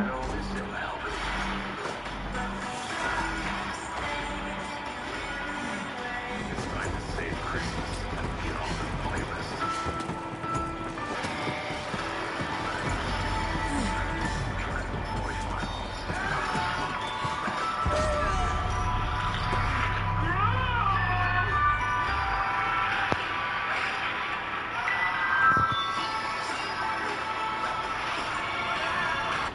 He had come to the colonies with a mission to find a precursor site and had established a powerful Templar presence in the New World. His relationship with Kennedy.io had been brief, and he had never known he had a son until Connor revealed himself. The two men found themselves on opposite sides of an ideological divide, father and son locked in the eternal conflict between assassins and Templars. Despite their opposing allegiances, Hatham and Connor occasionally worked together when their interests aligned, particularly when dealing with threats to both their organizations. These uneasy alliances revealed the complexity of their relationship. Hatham was not a simple villain. He genuinely believed in the Templar vision of peace through order, and in his own way, he came to respect his son's convictions even as he opposed them. Connor, for his part, struggled with the reality that his enemy was his father, a man who showed him glimpses of paternal care even while they fought on opposite sides of a war. As the American Revolutionary War erupted in 1775, Connor found himself deeply involved in the conflict. He participated in pivotal moments of American history, though his motivations were often different from those of the patriots around him. When he joined the Boston Tea Party in 1773, it was not simply an act of rebellion against British taxation, but a strike against Templar operations. When he fought at Bunker Hill, Lexington, and Concord, he was pursuing Templar targets as much as he was fighting for independence. Connor met and worked alongside historical figures like George Washington, Benjamin Franklin, and Marquis de Lafayette, conducting his secret war against the Templar Order. Throughout these years, Connor systematically eliminated the members of Hatham's Templar network. Each assassination brought him closer to his ultimate targets, Charles Lee and his father. But as he dismantled the Templar organization, Connor began to realize uncomfortable truths. The patriots he fought alongside were not always righteous. The revolution that promised liberty did not extend that promise to everyone. His own people, the Mohawk and other indigenous nations, were being pushed from their lands regardless of which side won the war. The simple moral clarity he had once felt began to blur. The final confrontation between Connor and Hatham came in 1781. Despite their blood connection, despite the moments of understanding they had shared, they could not reconcile their fundamental differences. In a brutal fight, Connor killed his father, ending the life of the man who had given him life. It was a hollow victory, tinged with grief and regret. Hatham's last words suggested that perhaps, in another world, things could have been different between them. With Hatham dead, only Charles Lee remained. Connor pursued Lee relentlessly, finally tracking him down in 1782. Their final confrontation was not the epic battle Connor might have once imagined. Instead, it was a weary, almost resigned encounter between two men exhausted by years of conflict. Connor killed Lee and recovered the amulet he carried, a key to the Grand Temple that both Assassins and Templars had been seeking. By 1783, the Revolutionary War was over, and America had won its independence. Connor had achieved his goals. He had avenged his mother, protected his people as best he could, and eliminated the Templar threat in the colony. But victory felt bittersweet. His village had been abandoned, his people displaced by the westward expansion of the new nation. The freedom the revolution had promised was not extended to everyone. Connor had learned that the world was more complicated than the simple dichotomy of assassins versus Templars. Justice was not always clean, and victory did not always feel like triumph. Still, he had rebuilt the colonial brotherhood from its ashes and ensured that the assassins would continue their watch in the new world. Guardians of liberty in an imperfect world. Across the Atlantic and several decades forward, we arrive in France in 1789, on the eve of one of history's most tumultuous upheavals, the French Revolution. This is where we meet Arnaud Victor Dorian, a young nobleman whose personal tragedy will intertwine with the fate of an entire nation. Arnaud's story begins years earlier, in 1776, when as a child he witnesses... When nicotine cravings keep you up at night, the real nightmare is the next day.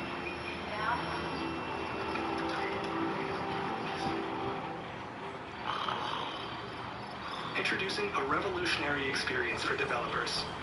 A great sleep score. Azure DevOps and Defender for Cloud catch security issues, so you can catch more Z's. His father's murder at the Palace of Versailles. The assassin remains unknown, leaving the boy orphaned and vulnerable. He is taken in by Francois de la Serre, a family friend and, unbeknownst to young Arnaud, the Grand Master of the French Templar Order. Growing up in the de la Serre household, Arnaud forms a deep bond with Francois' daughter, Elise. Their childhood friendship blossoms into something more profound as they mature, though Arnaud remains blissfully ignorant of the secret war being waged around him. By 1789, Arnaud has grown into a charming but somewhat directionless young man, content with his comfortable life and his relationship with Elise. Everything changes during a party at the Palace of Versailles on the night the Estates General convenes. Francois de la Serre asks Arnaud to deliver a letter, but Arnaud, distracted and irresponsible, gets drunk instead. While he is incapacitated, Francois is murdered. Arnaud discovers the body and is immediately accused of the crime. With no way to prove his innocence and devastated by the loss of his adopted father, he is thrown into the Bastille prison.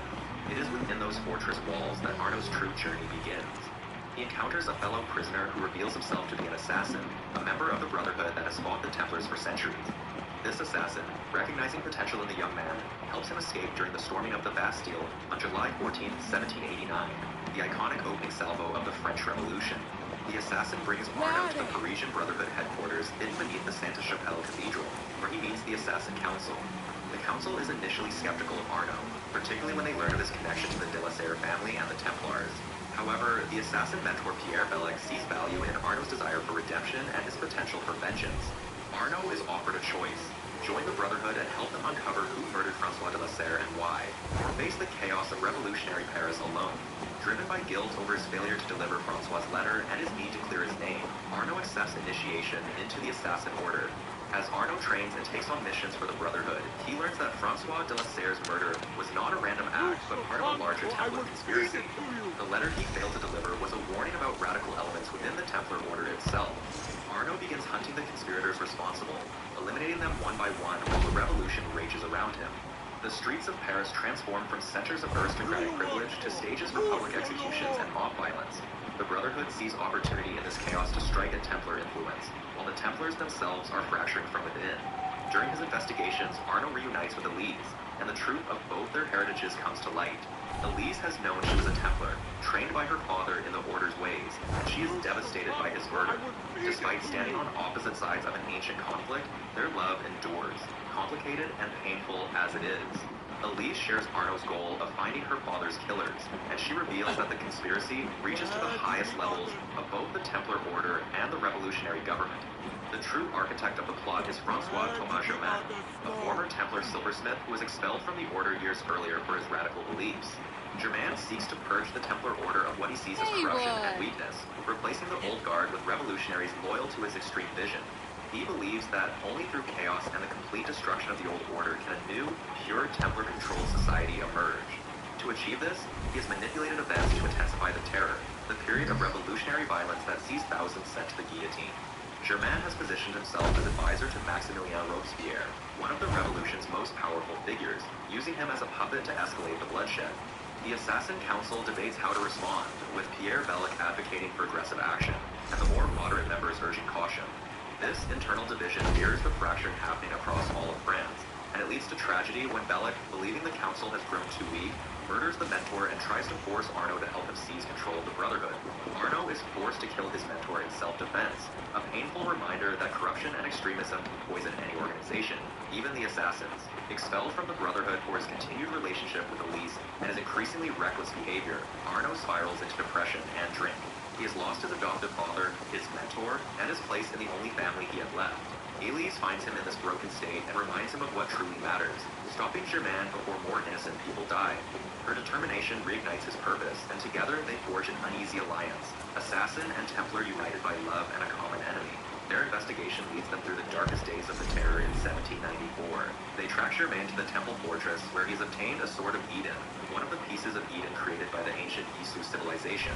This artifact grants him incredible power, allowing him to age his opponents to dust with a touch. In the climactic confrontation, Arnaud and Elise fight Germain together, but the battle takes a terrible toll. Elise, consumed by her need for vengeance, refuses to retreat even when the odds turn against them. She is killed when she tries to destroy Germain's Sword of Eden, the artifact's energy consuming her. Arnaud, devastated but determined, finally defeats Germain, but the victory is hollow. He recovers Germain's remains and the Sword of Eden, but he has lost the woman he loved. In the aftermath, Arnaud is reinstated into the Brotherhood, having proven his... One second you know your dream's protected. And then... Is everything okay? The police have been dispatched. Well, we still do. His dedication despite the cost. He comes to understand that the conflict between assassins and Templars is not as simple as good versus evil, that individuals on both sides can be noble or corrupt, and that sometimes the greatest enemy is the extremism that lurks within any ideology. 74 years after the chaos of revolutionary Paris, the Assassin Brotherhood turns its attention to another great European capital. In 1868, at the height of the Victorian era, London has transformed into the world's largest city and the beating heart of the British Empire. But beneath the veneer of progress and industrial might, the city suffers under a different kind of tyranny. Twin assassins. Jacob and Evie Fry arrive in London from Crawley with a singular purpose: to liberate the city from Templar control. The twins, trained by their father and driven by the Creed, quickly discover that London is not simply influenced by Templars, but is effectively owned by them. Nearly every facet of the city's infrastructure, from its factories and banks to its criminal underworld and political institutions, answers to one man, Crawford Sterrick, the Grand Master of the British Rite of the Templar Order. Sterrick represents a new breed of Templar power. Rather than operating through overt political control or military force, he has woven his influence into the very fabric of Victorian capitalism. He owns businesses, controls trade, and manipulates the city's economy to maintain order through dependence. The working class toils in his factories under brutal conditions. The criminal gangs, particularly the Blighters, enforce his will in the streets. Even the police turn a blind eye to Templar activities.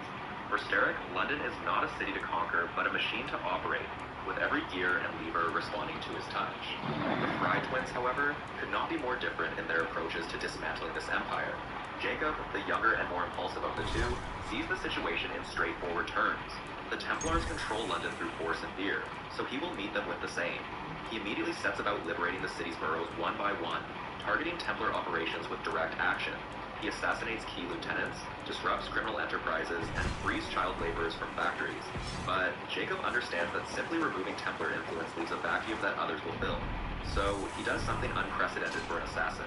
He builds his own gang. The Rooks, as Jacob's gang becomes known, start as a ragtag collection of street fighters and disenfranchised workers. Under Jacob's leadership, they grow into a formidable force capable of challenging the Blighters for control of London's streets. This approach puts Jacob at odds with traditional assassin doctrine. The Brotherhood has always worked from the shadows, avoiding the spotlight and maintaining secrecy. Jacob, by contrast, makes himself a public figure in London's underworld. His actions are bold, visible, and often reckless. He believes that the people of London need to see someone fighting for them, that liberation requires not just the death of tyrants, but the empowerment of the oppressed. Evie, the elder twin by minutes but seemingly years in temperament, takes a more traditional and strategic approach. While she supports her brother's efforts to free the boroughs, she recognizes that Sterrick's true power lies not in his street gangs or factories, but in something far older and more dangerous: Through her investigation of Templar activities, Evie learns that Sterek is searching for a piece of Eden, specifically the Shroud of Eden, the same artifact that was hidden in London centuries ago during the reign of Edward the Confessor. The Shroud, one of the most powerful pieces of Eden ever created by the Isu, possesses the ability to heal any wound and potentially grant its wearer near immortality. In Sterek's hands, such an artifact would make him virtually unstoppable and cement Templar control not just over London, but potentially over the entire world. Evie dedicates herself to finding the Shroud before Sterek can claim it. Her investigation leads her through London's historical sites, from the Tower of London to Westminster Abbey, following clues left by assassins and Templars across centuries. Evie's search brings her into contact with Henry Green, born Jayadeep Mir, the leader of the British assassins and a scholar of Isu artifacts. Henry has been working alone in London for years, gathering intelligence on Templar activities, but lacking the resources to act decisively. He becomes Evie's partner in the hunt for the Shroud, and together they uncover the complex web of Templar operations throughout the city. Their investigation reveals that Sterek has been consolidating power for years, carefully positioning himself to claim the Shroud once its location is finally discovered. As the twins work, often at cross purposes but always toward the same ultimate goal, they systematically dismantle Sterek's empire. Jacob eliminates Sterek's key enforcers, Rexford Kaylock, who controls the Blighters, Pearl Attaway, who monopolizes London's transportation through her omnibus company, Maxwell Roth, a theatrical crime lord who initially allies with Jacob before revealing his true chaotic nature. Each assassination weakens Sterek's grip on a different aspect of the city. The boroughs slowly turn green on the assassin's map of London, indicating Rook control and, by extension, freedom from direct Templar oppression. Evie, meanwhile, eliminates Templars who guard the secrets of the Shroud's location. She assassinates Lucy Thorne, Sterek's second-in-command, and a scholar obsessed with finding the piece of Eden. Through Lucy's research, Evie finally discovers the Shroud's location, beneath Buckingham Palace in a hidden Isu vault that can only be accessed through a complex mechanism tied to the building's architecture. The twins' parallel campaigns converge as Sterek, realizing his empire is crumbling and his time running out, makes his own move for the Shroud. The final confrontation takes place during a grand ball at the palace, a gathering of London's elite that Sterek has orchestrated as a cover for his true purpose. While London's nobility dances above, unaware of the ancient war being waged beneath their feet, the Fry twins pursue Sterek into the Isu vault. The battle that follows sees Sterek claim the Shroud and gain its power, his wounds healing instantly, and his strength magnified. But the twins, working together for the first time as true partners rather than rivals, manage to overcome him. Jacob's direct combat skills and Evie's strategic thinking complement each other, and together they bring down the Grand Master. With Sterek's death, his empire collapses. The Templars lose their grip on London, and the city, for the first time in decades, belongs to its people. The liberation of London marks a significant victory for the assassins, still in danger? But it comes with complications. Jacob's rooks remain a powerful force in the city, a visible assassin presence that challenges centuries of Brotherhood tradition. The question of what liberation truly means and what methods are justified in achieving it lingers even in victory. While the Fry twins were establishing their dominance in Victorian London, the conflict between assassins and Templars continued to rage across the British Empire. Roughly 2 decades earlier, in 1841, the struggle for control of one of history's most legendary artifacts was reaching its climax in the Sikh Empire of India. The Koh-i-Noor diamond, a piece of Eden of immense power, had become the focal point of a deadly game between the two factions. This wasn't just any precious stone. Like other pieces of Eden scattered throughout history, the Koh-i-Noor possessed capabilities far beyond mere material value, making it a prize that could shift the balance of power across the entire Indian subcontinent. Arbaz Mir, a skilled assassin operating in the service of Maharaja Ranjit Singh, found himself at the center of this conflict. When the Koh-i-Noor was stolen, Arbaz took on the mission to recover it, knowing full well that allowing such an artifact to fall permanently into Templar hands would spell disaster for the region. His quest was complicated by more than just the usual dangers of his profession. Arbaz was deeply in love with Princess Piara Kaur, the Maharaja's granddaughter, a relationship that placed him in a precarious position between duty and personal devotion. Standing in his way was William Henry Sleeman, a Templar master who represented the growing influence of British colonial power in India. Sleeman was no ordinary opponent. As a high-ranking member of the British East India Company, he wielded both political authority and Templar resources, making him a formidable adversary. His goal extended beyond simply possessing the Koh-i-Noor. He sought to use the diamond as a tool to expand Templar control throughout India, leveraging its power to manipulate the political landscape during a period of intense instability in the Sikh Empire. The assassination of Maharaja Ranjit Singh had left a power vacuum, and various factions within the empire were vying for control. This chaos provided perfect cover for Templar operations, and Sleeman exploited the situation masterfully. Arbaz found himself navigating not just the physical dangers of infiltration and combat, but also the treacherous waters of court politics, where one wrong move could endanger both his mission and the woman Still he no loved. sign of Wallace. Princess Kiara Do you Kaur have was time? far from a passive figure in this drama. She understood the I am significance busy of the just Khoi now. Nor and the threat posed by the Templars.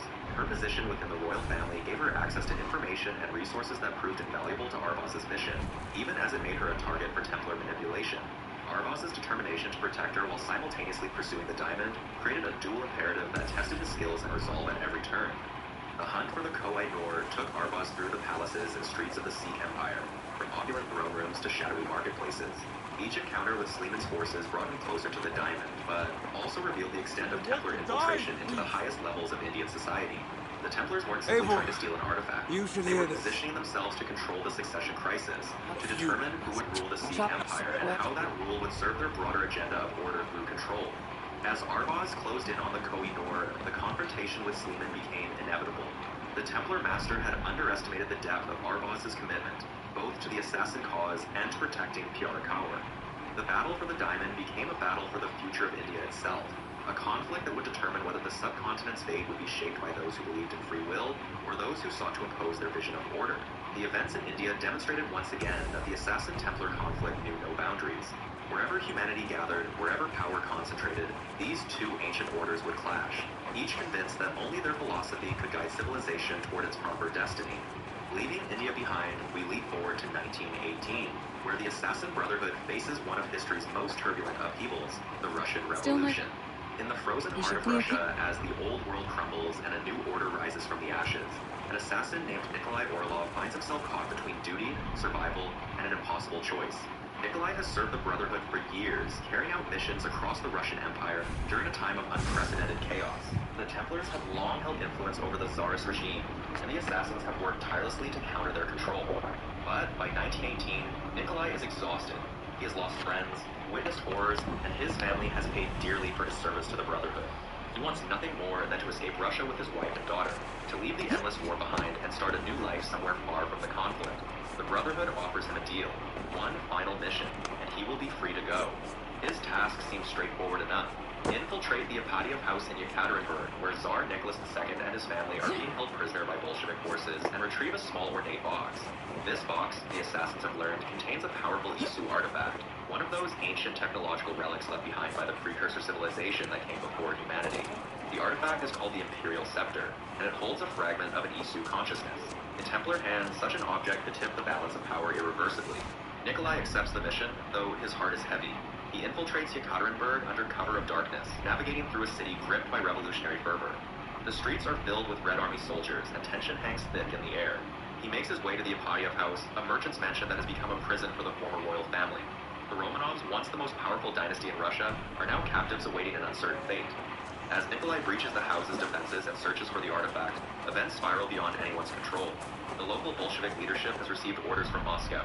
The White Army, forces loyal to the Tsar, are advancing on Yekaterinburg.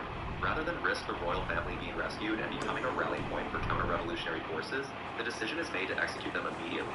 Nikolai arrives just as the Romanov family is being led to the basement. He watches, hidden in the shadows, as Tsar Nicholas II, his wife Alexandra, their 5 children, and several servants are herded into a small room. What follows is a scene of brutal efficiency. The executioners open fire, and in the chaos of gunshots and screams, the last of the Romanov dynasty is murdered. Nikolai, hardened by years of violence, is nonetheless shaken by the cold-blooded slaughter of children. But then, something extraordinary happens. One of the daughters, the Grand Duchess Anastasia Nikolaevna, survives the initial volley. Perhaps a bullet missed, or perhaps one of the jewels sewn into her clothing for safekeeping deflected the shot. In the confusion, Nikolai makes a split-second decision that will change everything. He cannot save the others, but he can save this one girl. He grabs Anastasia and escapes into the night, the artifact mission momentarily forgotten. As Nikolai flees with Anastasia through the frozen Russian landscape, dodging both Bolshevik soldiers and Templar agents who have learned of the artifact, he discovers something astonishing about the girl. Anastasia possesses something called the bleeding effect, a phenomenon where genetic memories from ancestors become accessible to descendants. But in her case, the memories are not from her own bloodline. Through exposure to the Imperial Scepter over years of proximity, Anastasia has somehow absorbed the memories of someone else entirely. Xiao Jun, the Chinese assassin who lived 400 years earlier. This revelation explains why the Templars were so interested in the Romanov family beyond political power. They knew about Anastasia's unique condition. Through her, they hoped to access Xiao Jun's memories and locate other Isu artifacts that the Chinese assassin had encountered during her lifetime. The box Nikolai was sent to retrieve was not just a container for the scepter, it was the key to unlocking these memories completely. Now Nikolai faces an impossible situation. The Brotherhood wants him to bring both Anastasia and the artifact to them. The Templars are hunting them relentlessly. And Anastasia herself, traumatized by the murder of her family and confused by memories that are not her own, is struggling to understand what is happening to her. As they race across Russia toward the border, fighting through both Templar agents and revolutionary forces, Nikolai must decide what matters most. His loyalty to the Brotherhood, his promise to his own family, or the life of this young woman who has already lost everything. The journey becomes as much about Nikolai's redemption as it is about protecting Anastasia and keeping the artifact from Templar hands. In the end, Nikolai makes his choice. He helps Anastasia escape Russia, giving her a chance at a new life, even as it costs him his own freedom. The artifact remains lost, neither in assassin nor Templar possession, and Nikolai's fate becomes another footnote in the Brotherhood's long, complicated history. Leaping forward from the fall of the Soviet Union into the 21st century, we arrive at September 2012, where the ancient war between assassins and Templars explodes into the modern world in a way that will forever change the franchise. This is where you, the player, first enter the Animus, and where Desmond Miles discovered that history is not nearly as dead as he thought. Desmond Miles is a bartender, 25 years old, working at a dive bar called Bad Weather in New York City, living a deliberately unremarkable life. He has no idea that his bloodline stretches back through centuries of assassins, and he very much wants to keep it that way. You see, Desmond grew up on a hidden assassin commune called the Farm, raised in the Brotherhood's traditions, trained in their ways, but at 16, he ran. He led that life, faked his identity, and spent nearly a decade trying to be nobody special. Just another face in the crowd. It almost worked. On September 1st, 2012, Desmond's carefully constructed anonymity shatters. Abstergo Industries, the modern-day front for the Templar Order, has been searching for him, and they finally found him. Agents storm into his apartment and abduct him, dragging him unconscious to a secret Abstergo facility in Rome. When Desmond wakes, he finds himself in a sterile laboratory, strapped into a strange machine that looks like a dentist's chair, merged with a supercomputer. This is the Animus, a device that can read genetic memory. The science behind it is extraordinary and somewhat unsettling. Your DNA, it turns out, contains more than just instructions for building your body. Encoded in your genes are the memories of your ancestors, every experience they ever had, passed down through reproduction. The Animus can access these memories, allowing someone to literally relive the past through their ancestors' eyes. 2 Abstergo employees oversee Desmond's imprisonment. Dr. Warren Biddick, cold and clinical, sees Desmond as nothing more than a research subject, a key to unlock historical secrets. His assistant, Lucy Stillman, seems more sympathetic, though Desmond has no way of knowing if that sympathy is genuine. Biddick explains what they want. Abstergo needs information hidden in the memories of Desmond's ancestors, specifically those of Altair ibn Lahad, the legendary assassin from the Third Crusade over 800 years ago. Desmond has no choice: cooperate or die. For days, Desmond is forced into the Animus, reliving Altair's memories from 1191. He experiences the assassin's missions, his fall from grace, his redemption, his hunt for the Apple of Eden. At first, it is disorienting, nauseating even. The Animus must synchronize with the genetic memories, and any deviation from what the ancestor actually did causes the system to glitch. Desmond must follow in Altair's exact footsteps, make the same choices, take the same path. Slowly, something remarkable begins to happen. The bleeding effect, the side effect of the prolonged Animus starts to manifest. Altair's skills begin to bleed into Desmond's own muscle memory. Centuries-old training in parkour, combat, and stealth starts to imprint itself on Desmond's nervous system. Then, Desmond discovers something even more profound. He possesses eagle vision, a rare sixth sense that runs in certain bloodlines, allowing the user to perceive the world in ways others cannot. With eagle vision, Desmond can identify allies and enemies at a glance, see hidden messages, sense danger. It is proof that he really is descended from assassins, that the heritage he tried to escape is written into his very being. As Desmond progresses through Altair's memory, he begins to understand what Abstergo is really after. The Templars are searching for pieces of Eden, ancient artifacts of immense power created by the Isu, the precursor race that came before humanity. These artifacts can control minds, bend reality, reshape civilization itself. Abstergo wants to use them to bring about their vision of a new world order, a perfectly peaceful society with no war, no crime, no chaos, and no freedom. The assassins have fought for centuries to prevent exactly this outcome. Lucy, it turns out, is not what she seems. She is an undercover assassin, planted inside Abstergo years ago. As Desmond nears the end of Altair's memories, she sets an escape plan in motion. On September 7th, after Vidic has extracted the information he needs about the Apple's location, Lucy helps Desmond break out of the facility. It is a desperate flight through the Abstergo building, and this is where the bleeding effect proves its worth. Desmond fights Abstergo guards using skills he never learned, skills that bled through from Altair's memories. His body remembers techniques 8 centuries old. Lucy leads Desmond to a safe house where he meets other members of the modern assassin brotherhood, Sean Hastings, a cynical historian, and Rebecca Crane, a tech expert who has built her own version of the Animus. They explain the stakes. Abstergo is close to achieving total control. The assassins need Desmond's genetic memories, need to explore his ancestry further to find the pieces of Eden before the Templars do. Desmond, the bartender who wanted nothing to do with this ancient war, realizes he has no choice but to embrace his heritage. The fight continues, and he is now a soldier in it, whether he likes it or not. After narrowly escaping Abstergo, Desmond Miles and his rescuers, Lucy Stillman, Sean Hastings, and Rebecca Crane, go into hiding. They establish a new base of operations in a nondescript safe house far from the reach of the Templar organization. The year is now 2012, and the modern-day assassins are racing against time itself. Their mission is twofold: train Desmond through the bleeding effect, the phenomenon that allows skills and knowledge from genetic memories to transfer to the present-day user, and locate additional pieces of Eden before the Templars can claim them. The team sets up the Animus 2.0, an improved version of the machine Desmond was forced to use at Abstergo. This new model, designed and built by Rebecca, offers greater stability and allows for longer sessions with fewer adverse effects. But the work ahead is daunting. Desmond must relive decades of his ancestor Ezio Auditore's life, absorbing not just memories but actual combat skills, free-running abilities, and the tactical knowledge of a master assassin. What would take years to learn through conventional training can be acquired in weeks through the Animus, so the psychological toll on Desmond is significant. As Desmond delves deeper into Ezio's memories, something remarkable begins to happen. The bleeding effect grows stronger. Desmond finds himself capable of performing acrobatic maneuvers he never learned. His muscle memory adapts to fighting techniques from Renaissance Italy. The line between his identity and Ezio's begins to blur in subtle, sometimes disturbing ways. Lucy monitors his condition carefully, knowing that too much exposure too quickly could result in a complete psychotic break, a fate that has befallen other Animus subjects. But the training serves a purpose beyond simply making Desmond a more capable fighter. Hidden within Ezio's memories are clues to the locations of pieces of Eden, the powerful artifacts created by the Ezio civilization thousands of years ago. The assassins know that Ezio encountered multiple pieces of Eden during his lifetime, including at least one apple. If they can follow his path through genetic memory, they can determine where these artifacts ended up, potentially recovering them in the present day before the Templars do. The safe house becomes a hub of constant activity. While Desmond spends hours in the Animus, Sean researches historical records, cross-referencing Ezio's memories with documents that verify accuracy and prove gaps. Rebecca maintains the equipment and monitors Desmond's vital signs.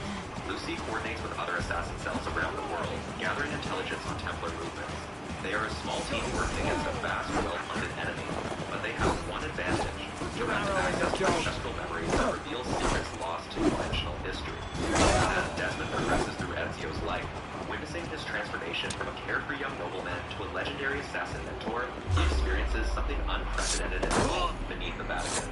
In 1499, when Ezio opened the vault and confronted the holographic message left by the Isu, he believed he was receiving a warning meant for him. But the truth is far stranger. The Isu called Minerva was past Ezio, speaking directly through to Desmond, addressing him by name despite a 500-year gap. Minerva's message is dire. She explains that the Isu civilization was destroyed by a massive solar flare, a coronal mass ejection of unprecedented scale that devastated the Earth. This catastrophe was not unique. The conditions that caused it were a predictable pattern, and another such flare is approaching. The calculations are precise. December 23rd, 2012. In less than a year from Desmond's present moment, the same flame that destroyed Isu could annihilate the human civilization. Billions would die. The infrastructure of the modern world would collapse. Humanity would be thrown back into a dark age, if it survived at all. But Minerva offers hope. The Isu foresaw this second catastrophe and prepared for it. They created solutions, fail-safes hidden around the world, methods by which the disaster might be averted. However, these solutions require the pieces of Eden to access and activate. The apple that Ezio found is not merely a weapon or tool of control. It is a key, one component in a larger mechanism designed to save the world. This revelation transforms the assassin's mission. They are no longer simply fighting the Templars for ideological supremacy or preventing the enslavement of humanity through mind control. They are now in a race to prevent an extinction-level event. Every piece of Eden becomes critically important. Every clue hidden in genetic memory could mean the difference between survival and annihilation. Following the trail left in Ezio's memories, the team determines that the apple he recovered from Rodrigo Borgia in the vault was later hidden in Rome. Through careful analysis of Ezio's later adventures and cross-referencing with historical architecture and modern satellite imagery, they pinpoint a location, the Colosseum, the ancient Roman amphitheater that still stands at the heart of Italy's capital. The team travels to Rome, and beneath the iconic structure, in chambers that have remained sealed for centuries, they find it, the Apple of Eden, exactly where Ezio's memories indicated it would be. The artifact glows with an otherworldly light, its surface covered in the same symbols and glyphs that mark the vault. Desmond reaches out to take it, and in that moment, the genetic memories, the bleeding effect, and the power of the apple converge. The countdown to December 21st continues, but now the assassins have one of the keys they need to stop the coming catastrophe. After escaping Abstergo and recovering the Apple of Eden from Ezio's vault, Desmond and his team need a secure location to continue their work. In late 2012, with the prophesied solar flare approaching and time running out, they make their way to the ruins of Monteriggioni, the very same auditory villa that Desmond had explored through Ezio's memories. The once grand estate now stands as a crumbling historical site in the Italian countryside, but its secluded location and the team's familiarity with its land through the Animus make it a temporary headquarters. They set up their equipment in the sanctuary beneath the villa, the same hidden chamber where Ezio once coordinated assassin operations across Rome centuries earlier. The urgency of their mission has only intensified. Sean Hastings continues to provide historical context and research support, Rebecca Crane maintains the upgraded Animus 2.0, and Lucy Stillman coordinates their efforts to stay ahead of Abstergo's inevitable pursuit. Their objective remains clear. Desmond must continue reliving Ezio's memories to learn the precise location of the Apple of Eden in the present day. The artifact that Ezio secured is the key to accessing the Grand Temple, the first civilization vault that may hold the knowledge needed to prevent the catastrophic solar event that destroyed the Isu civilization thousands of years ago. Desmond spends days in the Animus, living through Ezio's experiences in Renaissance Rome as the master assassin hunted down Cesare Borgia and rebuilt the Roman Brotherhood. The bleeding effect, that phenomenon where the memories and skills of an ancestor begin to imprint on the user's mind, has grown stronger in Desmond. He now moves with Ezio's grace and fights with his skill even outside the machine. But this accelerated learning comes at a cost. The line between Desmond's identity and Ezio's continues to blur, and extended sessions in the Animus leave him disoriented, sometimes uncertain which life is his own. The team works around the clock, knowing that Abstergo's Templar agents are searching for them. Lucy, who had spent years embedded within Abstergo as a mole before helping Desmond escape, uses her knowledge of Templar protocols to help them stay hidden. She had sacrificed everything to join the assassins, burning her cover and becoming a fugitive to protect Desmond, and ensure the apple remained out of Templar hands, or so it seemed. As Desmond progresses through Ezio's memories and finally witnesses the moment when the Italian assassin hid the apple beneath the Colosseum in Rome, something unexpected happens. Upon completing this memory sequence, Desmond finds himself pulled into another vision, but not one from Ezio's past. Instead, he stands in a strange ethereal space, facing a figure he's encountered before in the auditory vault. It is Juno, one of the Isu, a member of the first civilization who existed thousands of years before humanity built its first cities. Juno's form shimmers before him, her presence commanding and terrible. Unlike Minerva, who had warned Ezio and Desmond about the coming catastrophe with the hope they might prevent it, Juno speaks with a different purpose.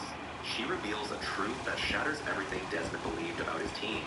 Lucy Stillman, the woman who saved him from Abstergo, who guided him through his first experiences in the Animus, who had become someone he trusted completely and perhaps even loved, is not who she claimed to be. Lucy never truly left the Templars. Her defection was a carefully orchestrated deception, a long game played by the Templar inner sanctum. She had been turned years ago, her loyalty to the assassin cause replaced by devotion to the Templar vision of order and control. Everything she had done, from helping Desmond escape to leading the team to Monteriggioni, was part of a plan to deliver both Desmond and the apple directly into Templar hands. Even now, as Juno reveals his betrayal, Lucy is preparing to complete her mission. As if gifted from one guardian to another, he was bestowed on them as leper, between assassins and like a Templars. babe among She the cannot allow Lucy to succeed, not because she cares for the assassin cause, but because Lucy's success would disrupt plans the Isu set in motion millennia ago. Plans that require Desmond alive and free to fulfill a role he does not yet understand. The Apple of Eden, which the team recovered from the Colosseum using Ezio's memory as a guide, suddenly activates in Desmond's hand. He feels its power surge through him, overwhelming his will, seizing control of his body. Juno's consciousness flows through the artifact, puppeteering Desmond like a marionette. He watches in horror from within his own mind as his body moves without his command, turning toward Lucy. She sees something wrong in his eyes and reaches out, perhaps to help, perhaps already knowing her deception has been exposed. Over there. Desmond's hand, guided by He may have Tino's stayed ancient somewhere will, nearby. channeled through the If apple, he did, he left drives traces. his hidden blade forward. The weapon that has been the signature tool of assassins for thousands of years, the blade that has struck down countless Templars throughout history, now pierces Lucy's abdomen. She gasps, her eyes wide with shock and pain, and collapses into Desmond's arms as he finally regains control of his body. The last thing Desmond sees before falling into a catatonic state, his mind shattered by what Juno forced him to do, is Lucy's blood on his hands and the horrified faces of Sean and Rebecca rushing toward them. Over here. After the events in the Colosseum vault, Desmond's mind fractures under the strain of the apple's influence. Unable to distinguish his own memories from those of his ancestors, he collapses into a coma. His body is rushed back That to the leads Animus below by his ground, team, to but who knows this where. time the machine serves a Let's different keep our purpose. wits about us. It's no longer a window into the past. It becomes a life support system for his fragmenting consciousness. In 2012, while Desmond's physical Look at form its lies eyes. motionless, his mind There's something awakens in a wrong place with this the one. Animus was never designed to show anyone. The Black One Room. sent down here. This Strange and featureless hidden. white void I don't exists recognize outside it. normal Animus programming, a That's safe a mode familiar environment where the machine soundness. isolates corrupted data. Replace it. Here, consciousness Not the persists smell of without death, memory, without but it's identity, without the almost anchors that define a pleasant. person. For Must be Desmond, what it was represents both close. sanctuary and prison. His psyche has retreated to this space to avoid complete dissolution, but without intervention, he will remain trapped here indefinitely, Well, his he sense of stayed here. self slowly eroding Seems he until made nothing something to eat. remains. Why He would is he not leave his alone. campsite? A figure Where could he have been materializes in going? the emptiness. Subject 16, Clay Kaczmarek, the same man who preceded Desmond in Abstergo's Animus experiments, the one who left blood-written warnings on laboratory walls, who hid secrets in the machine's code before his mind finally broke.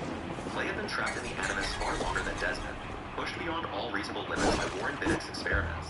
When his body died, fragments of his consciousness remained, encoded in the Animus itself like a digital ghost. These fragments have been waiting, watching, existing in the spaces between data streams. Clay explains what Desmond must do to escape. The bleeding effect, the phenomenon that allows ancestral memories to leak into the present, has overwhelmed Desmond's mind. His consciousness cannot support the weight of multiple lifetimes bleeding together. To stabilize, to separate Desmond Miles from Ezio Auditore and Altair Ibn Lahad, he must achieve what Clay calls a synchronization nexus. He must relive his ancestors' memories to their natural conclusion, allowing each life story to complete itself fully. Only then can his mind properly compartmentalize these experiences, restoring the boundaries between What self have you and found? other. The path forward requires Desmond to follow Ezio one final time. Not the young Florentine seeking revenge, Wallace? not the master assassin at the height of his power, but the aging mentor in the twilight of his journey. Desmond must witness where Ezio's path ultimately leads, must see the man's story through to its end. This means returning to the Animus within the Animus, experiencing memories while trapped in a mental construct, a recursive loop of consciousness that pushes the technology far beyond its intended design. As Desmond relives Ezio's travels to Constantinople, his explorations of Massaf, his discovery of Altair's library, Clay remains present in the Black Room. Between memory sequences, the two men talk. Clay constructs puzzles and challenges, mental exercises designed to keep Desmond's sense of self intact while he processes the ancestral data. But Clay is deteriorating. His fragments are unstable, corrupting, and maintaining them requires energy the Animus system can no longer spare. He is fading. In their final conversation, Clay reveals the truth. For Desmond to fully wake, for the synchronization process to complete, the Animus needs to purge excess data. Clay's fragmented consciousness represents that excess. He has known from the beginning that saving Desmond means erasing himself. The digital ghost must be deleted so the living man can survive. Clay accepts this. Perhaps he even welcomes it. After years of fractured existence in the machine, there is a kind of peace in finally ending. He tells Desmond what he has learned, what he has seen in the data streams. The truth is out there, waiting. Desmond just has to wake up to find it. Clay vanishes, his fragments scattered into nothingness, and Desmond completes his journey through Ezio's memories. He stands with the old mentor in the Vatican vault, watching Ezio address a woman he cannot see, speaking words meant for someone else. Desmond realizes the profound truth. Ezio's entire journey, all his decades of searching, all his sacrifices and discoveries were never truly for him. They were a message passed through time. From the precursors to Desmond himself, Ezio was simply the messenger, living a life designed to guide him. Maybe you can help me. Petra's disappeared. I need to find her before the sun slips away. No, Petra hasn't disappeared. She's close, very close, and waiting for you. Jupiter, Follow the me. precursor who appeared to Ezio in the Vatican Vault, manifests directly to Desmond's consciousness. The Isu speaks plainly now, without riddles or metaphors. The disaster that destroyed the first civilization is returning. The solar flare that scorched the Earth thousands of years ago follows a cycle, and that cycle is about to repeat. Humanity faces extinction unless Desmond acts. Jupiter shows it the path, a location, coordinates. The Grand Temple, hidden in a place the assassins have sought for centuries. There, the tools to prevent catastrophe await. She's been Desmond's eyes waiting for open. him all His day. team surrounds him, Oh, my relief flooding their dear, faces. Where He's could been Wallace unconscious be? for days, but there is no time where for recovery, indeed? no time for rest. He knows where they must go. He knows what must be done. She The was final here a phase of the moment journey ago. begins now. After Desmond's harrowing experience on Animus What Island is and his happening? awakening from the coma, I the cannot team stay. wastes no Not time. here, not now. Armed with the knowledge extracted from Ezio's memories and the tools hidden within his What have you done to they Petra? set out on what became Answer humanity's me. final mission. By late 2012, with the prophesied solar flare I will weeks make them away, talk, Desmond Miles, his I father must William, know the Rebecca truth. Crane, I and must know Sean where you Hastings are. arrive at the location that has been the I am subject of right assassin legend here. for millennia. There's no need The to Grand question Temple this sits in a carrier cave system in further. upstate New York. Its centers concealed for thousands of years. This is no ordinary Earth civilization know where site. we'll It is find the central hub, the command center from which the Up Isu there. attempted to save their His world trail from the total leads this catastrophe. way. As That's Desmond right. places the key into I the door met your mechanism old of the friend, ancient the White structure Elk, awakens. but he Massive stone vanished barriers before slide my open, eyes, revealing before I corridors that found have you. not seen light since before recorded human history For began. a The time, team establishes a we base camp talked inside, and until he Rebecca sets up her vanished equipment into to the monitor both empty Desmond's air. condition and the approaching A solar shame, flare. really. Time is I not on their enjoyed his side. presence. They have days, perhaps hours, to find the mechanism that can save the world.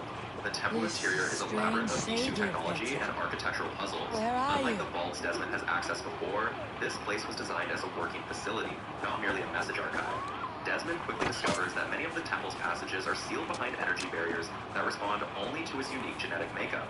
His high concentration of Isu DNA, the very trait that made him valuable to both assassins and Templars, is the key to navigating deeper into the complex. He ventures into the temple's depths alone, There's his no body trick to interfacing it. directly with I Earth think civilization about it, mechanisms and through it touch, works. the puzzle. Easy as Desmond walking. encounters tests Try not it. just his inherited memories, but his own skills honed through the bleeding Again. effect. He scales impossible Petra. architecture, manipulates How? geometric locks, and channels Come to me. energy I'll through show you. conduits using nothing but his hands. How can I Each chamber do he that, unlocks brings him Petra? closer to the Yes, central just mechanism, try it. but it also Move, triggers run in a visions. straight line. Juno appears to him repeatedly, her holographic form guiding him forward, encouraging him, promising that he is humanity's savior. Her words are seductive in their Too certainty. far. Meanwhile, above ground and in the outer chambers, the team faces a different threat. Amazing. The Templars, You did led by it, Daniel just like Cross your and Vidic ceiling. operatives, have And tracked not him a to the scratch temple. on you. Abstergo Now knows let's what is go. at stake. Wallace If should the be over assassins there. activate whatever Are lies you within the sure Grand Temple, Wallace is it could here? shift the balance of power I see permanently. no one. Skirmishes I break out believe at the so. temple entrance. William Just coordinates the defense rabbits. while Rebecca and They Sean will know work frantically to support Desmond's progress through remote monitoring. The pressure mounts from all sides. The solar flare's electromagnetic precursors are already disrupting global communications. They are out of time. We've been here Desmond reaches the before. final chamber. This is where a the vast, wolves spherical attacked room us. dominated by a pedestal at its center. Let us hope their Suspended spirits above are it is the restless eye, and that they a do not crystalline wait orb to of maul Isu us. technology pulsing Oh, with no. contained energy. The wolf This is the spirits device have that can generate awakened. a magnetic shield strong Good enough to day, deflect the sir. solar flare and save Hope I'm not millions of intruding. lives. But as Seen Desmond by the approaches, wolves. another figure Damn, materializes this beside one doesn't Juno. speak Minerva, rabbit. the Isu Petra, born Ezio decades hurry. earlier, appears with an urgent countermeasure. She reveals the truth Juno has been hiding. Yes, activating the eye will stop the solar flare, but it requires a human conduit. The energy discharge will kill whoever touches it. Critically, Minerva explains that the activation will also release Juno from her digital prison within the temple's systems. Juno, Minerva reveals, was sealed away by her own people for a reason. She had discovered a way to survive the Toma catastrophe by uploading her consciousness into the global Isu network, but her solution involved enslaving humanity as vessels for Isu rebirth. Her fellow Isu chose extinction over tyranny and imprisoned her. Now she has manipulated Desmond through years of visions, engineering this exact moment. If he activates the eye, he dies, and she goes free to enact her ancient plan. Minerva offers an alternative. Do nothing. Let the solar flare hit. Billions will die, civilization will collapse, but humanity will survive in reduced numbers. In the chaos and rebuilding, Desmond will be remembered as a prophet. He can guide the survivors and shape a new world. In time, perhaps generations, humanity will rebuild stronger and wiser. Juno will remain trapped and humanity will remain free. Desmond faces an impossible choice. Let billions die for the possibility of a better future, or save everyone now and unleash a digital god with unknown intentions upon the world. He looks at the eye, thinks of his father waiting above. We've been looking for you.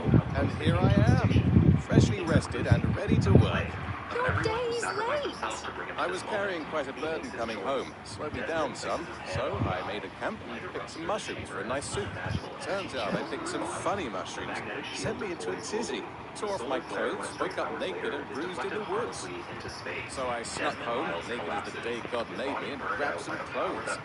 Now I'm off to get my tools. Around the world, in the networks and servers of the digital age, something ancient Mushrooms. Juno is So free, the elk. and so we arrive at the Just end of our another journey dream. through the Assassin's Creed Maybe timeline. so. A sprawling narrative that has taken us from the very dawn of human civilization in the Isu era, tens of thousands of years before the Common I Era. may still be to the busting ancient world from of these Ptolemaic mushrooms, Egypt, where but Bayek and Aya founded this the is Hidden Ones. nice. Across the Peloponnesian War, where Cassandra wielded the power of the Peace of Eden and shaped the course of history, into the Viking Age, where Eivor carried the reincarnated consciousness of an Isu I had and fun established today. the Raven clan in Maybe we England. could do it Through the again. Golden Age of Baghdad, Without where Boston discovered his true We identity could. as the reborn Loki.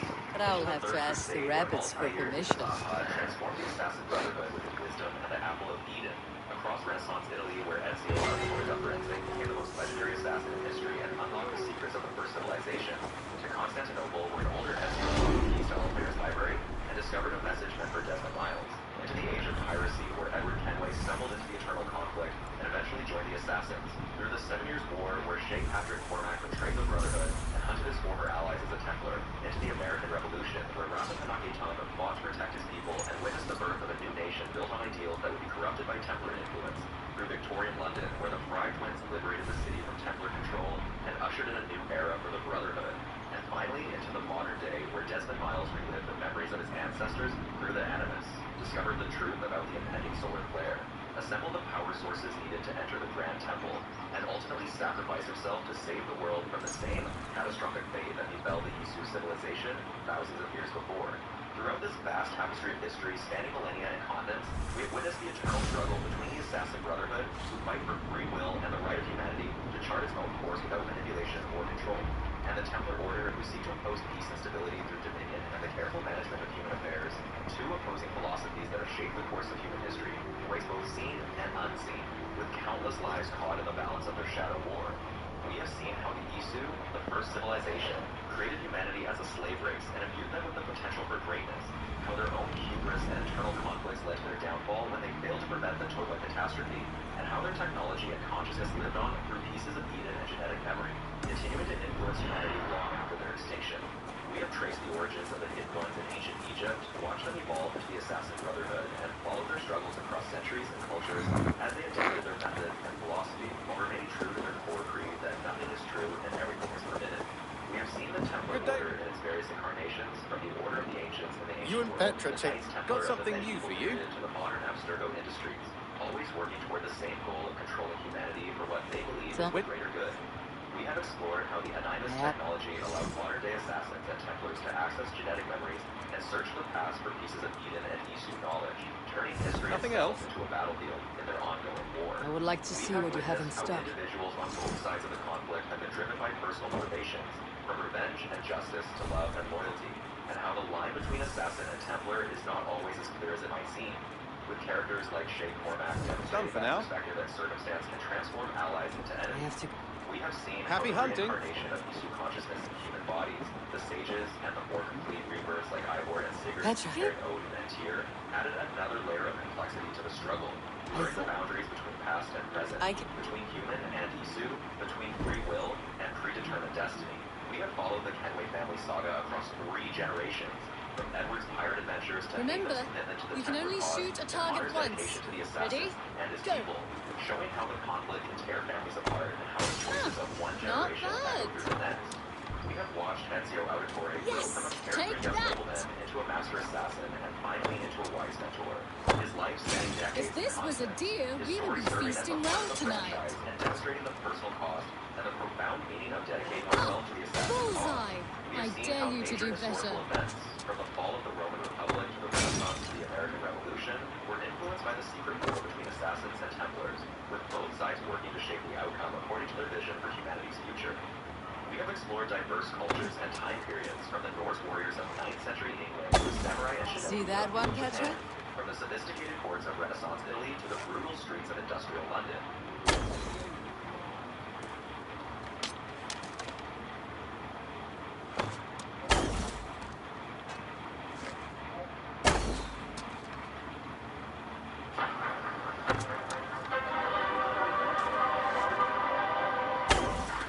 that one, Patrick? SPM. Do you know what your developers have installed? Some things are worth protecting. Your devices are among them. Learn more at internet website aikido.dev/10pm.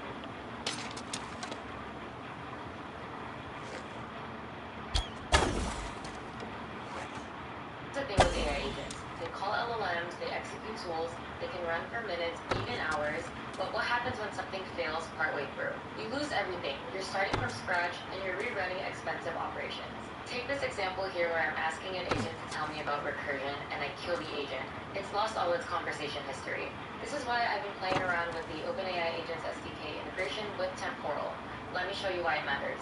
In that last example, I showed you that we killed the agent and we lost everything. Now let me show you with the temporal integration. So I've got this agent running now and Control-C.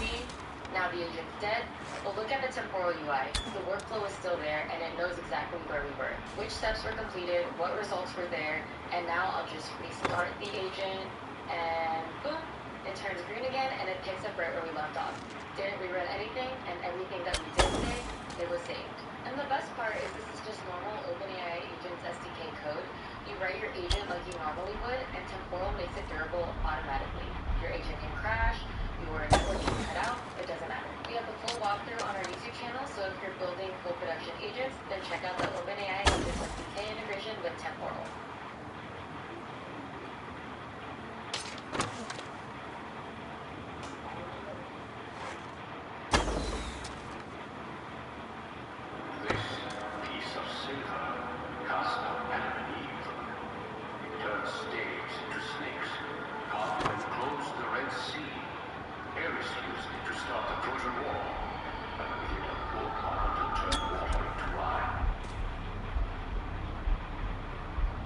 Imagine an object so powerful it could control minds, then you will love Petra others wins. and Sorry, Wolfkist. Good game. universe. This is not a plot device from a science fiction novel, but instead it's the Apple of Eden, a very mysterious object familiar to many while it's heard of by many fans of Assassin's Creed. What exactly is the Apple of Eden? How many of them exist? Where are they located currently? Who invented them? These are just a few of the numerous questions that arise when discussing this mysterious piece of Eden. We first saw the Apple of Eden way back in the very first Assassin's Creed, and still to this day, the current Assassin's Creed games also feature this piece of Eden. But there's a lot more than meets the eye. If you're not aware, the Apple of Eden is part of a larger collection known as Pieces of Eden. In fact, there's an insane amount of Pieces of Eden. We've got Shards of Eden, Spears of Eden, Swords of Eden, Crystal Balls, Crystal Skulls. The list just goes on of the many pieces of Eden within this franchise. In fact, if you'd like to see me make a video explaining these objects, then simply leave a comment below, and do consider subscribing if you enjoy this type of video. Now, this video will include subtitles, as these types of videos do require some level of paying attention, and what better way than subtitles. So just press the CC button somewhere on the screen, and you'll be able to access those subtitles. Oh yeah, and I've already made a video explaining the statues and the Villa Auditore, as well as the sages, if you want to check those out too. If you have any other recommendations for these low-star videos, be sure to comment below. So without further ado, this is the Apple of Eden explained. So to first understand an Apple of Eden, we first must go back in time to the beginning, back to the Apple of Eden's origins. Who or what created this mysterious set of objects? The story of the Apple of Eden begins with the advanced civilization known as the Isu, or the first civilization, whose profound knowledge far surpassed anything known to humans who came after them. Among their many creations were the Apples of Eden, artifacts imbued with incredible powers to control minds, manipulate the fabric of reality, and exert influence over the natural and social world. You see, these Apples of Eden are very important to understanding the lore of the Assassin's Creed series. I say this because they pretty much serve as focal points of conflict, power, and mystery in almost every Assassin's Creed game. You see, many of our favorite assassins and protagonists come into contact with or possess an Apple of Eden at some point. Altair, Ezio, Connor, Desmond, Arno, and so on. Now, just going back to the first civilization real quick. I'm sure we all know the EC was way ahead of humans in terms of technology and intellect. They knew a lot about things like genetic engineering and the science of quantum physics and whatnot. Now, the EC created these Apples of Eden to control and influence humans at that time. Sounds like I'm lucky this one nearby. Children must have missed you, poor fellow. I might be singing a different song. It looks like something attacked you. Animal, no key here. Should look around.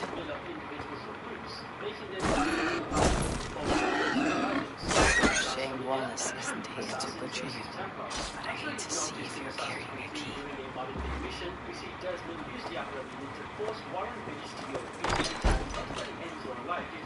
that means. I'm afraid to Tyr, and I need enslaved and the children. The table is set. Never made it home. At least this end came quickly.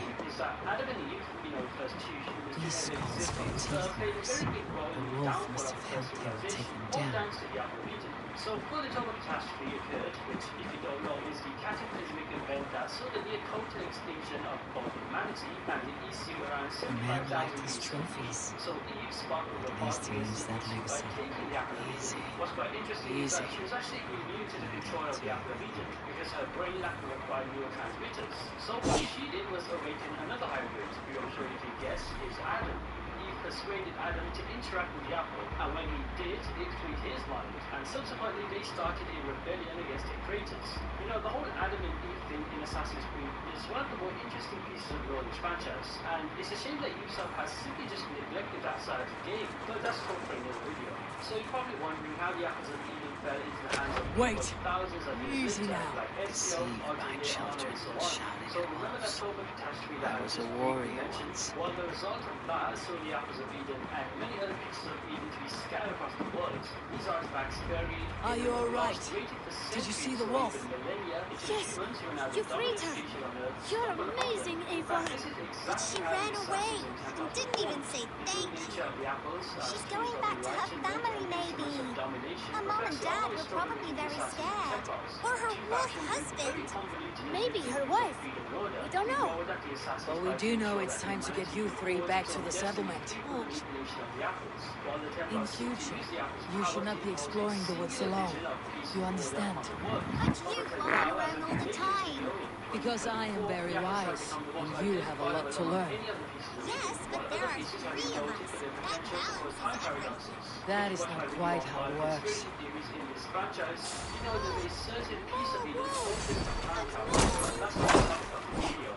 Stand back!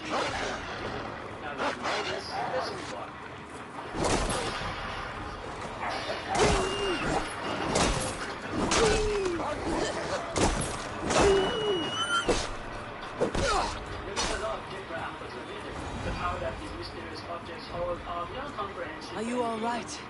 Thanks to our hero, this sort of don't happen. These ancient devices are not just symbols of power, but also tools with a wide range of capabilities. Chewy, I suppose. Good as any other. Breaking them down in a way that's relatively easy to understand. These apples of Eden Now, we need to get home. All 5 of us. Fine. We only wanted to have an adventure like you, Ava. And we did. We got a new friend. Part of adventuring is learning a good lesson. Did you know that? Yes, the boring part. Well, have you children learned anything about wild animals today? Maybe. Yes, befriend them at any cost. They are perfect companions and very kind. My mother always told me to avoid wild animals. Shows what she knows. How about we think quietly on what we have learned, just until we get home? Whilst doing this, he uses the apple to mind control and influence Ashtero's soldiers to turn against each other. Another showing of the apple's power and abilities is being able to create incredibly realistic illusions. This isn't just about seeing something that is not there, it's about experiencing it as if it was real. These illusions can be as simple as... I think she's quite fond of you. I know she is. We saved her. She'd be roughly away by now. This ability makes the apple anymore. You saw that. We see everything. Let's not tell your parents, all right? Now, scamper off home and take your new friend with you. Making them appear real and capable of combat. I think the most popular representation of illusions being created with the apple is at the end of Assassin's Creed 1, where we see Al-Mualim use 2 different powers of the apple at once. He takes control of Altair and also creates illusions of himself to fight Altair. Though less commonly highlighted, the apple of Eden has shown capabilities for healing and regeneration. Now, this doesn't mean you can cure any ailment or bring back people from the dead, but it can accelerate healing processes and, in some cases, rejuvenate the user to some extent. This makes it a pretty valuable tool not only in battle, but also in ensuring the longevity of its user. But whilst healing and regeneration are not the main focus of the apple, like mind control and illusion creation, there's other pieces of Eden, such as Shrines of Eden, that primarily focus on healing capabilities. Now, this specific ability is not necessarily an actual magical ability or a power, but the apple also serves as a repository of useful knowledge and technology. It can quote-unquote communicate with users, showing them visions of advanced technology and the information needed for its construction. This aspect of the apple has enabled individuals like Leonardo da Vinci to study the apple to an extent, to create inventions and several weapons far ahead of their time. Remarkably, the apple can emit energy levels similar to those of the solar eclipse, albeit on a smaller scale. It can manipulate energy to form tangible holographic apparitions, or to project blasts of energy, which have been used defensively in battles or as a means of attack. King Washington demonstrated that the apple can use energy blasts. While you were away, your Jómsvíkingar helped to serve other yards. Here's the tribute they earned. Even without being directly operated, the apple can still affect people, as seen when it tried to spray Washington with an illusion. There's a specific apple of Eden that I'll talk more about later in this video that had the unique ability to give objects special powers. For example, all right, bring out my lieutenant. This could create scary illusions because the apple had charged it with mystical energy. During a Mongol attack on Masya, Altair harnessed the apple's power to create lifelike golden projections of assassins to fend off the invaders. In a much darker turn of its powers, the apple has been used to reanimate the dead, as seen when its explorer used Akhenaten's apple. This led to a curse that brought the bodies of deceased pharaohs back to life. Highlighting the unpredictable and potentially perilous nature of the apple's powers if used in a malicious intent. Now, that's the powers and abilities of the apple of Eden. There may be more that we don't know about. Maybe in games like Assassin's Creed Red and Hexe, we'll see the apple again, but this time potentially harnessing new powers and abilities.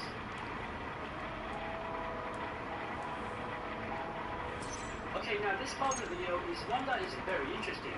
Even doing my research for this part, I found out about stuff that I had no clue even existed, and a lot of this is pretty shocking. We've got apples of Eden within the AC universe that are not found, but we know exist. We've got apples that are claimed by certain individuals, and even apples of Eden that have been destroyed over the course of humanity in some way, shape, or form. Let's start off with all the unclaimed apples of Eden first, the ones that we don't I'd like to reorganize the crew. So first off, apple of Eden 1. This apple was first discovered in the Saint Denis Temple in France. It played a pretty important role in creating this sword named the Sword of Caesar. I'm sure if you played Assassin's Creed Unity, you know all about that sword. Now, during the French Revolution, the protagonist of Assassin's Creed Unity, Arnold Dorian, secured the apple and handed it over to the assassins over in Cairo. Napoleon later went there to acquire it to rise as France's ruler, but somehow lost it in an unknown way.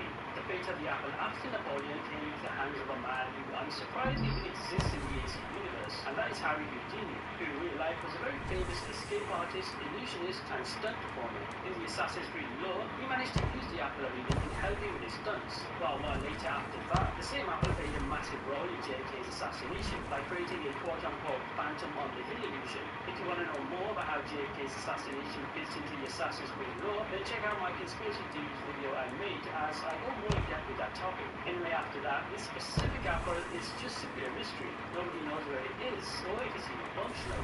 The next unclaimed apple of Eden that we know of is apple of Eden 3. This specific apple of Eden was brought to the New World by the Freemasons. It also fell into George Washington's hands during the American Revolutionary War, but he was troubled by visions that gave him nightmares of some sort of parallel universe, where in that vision, he used the power of the apple to become the king of America.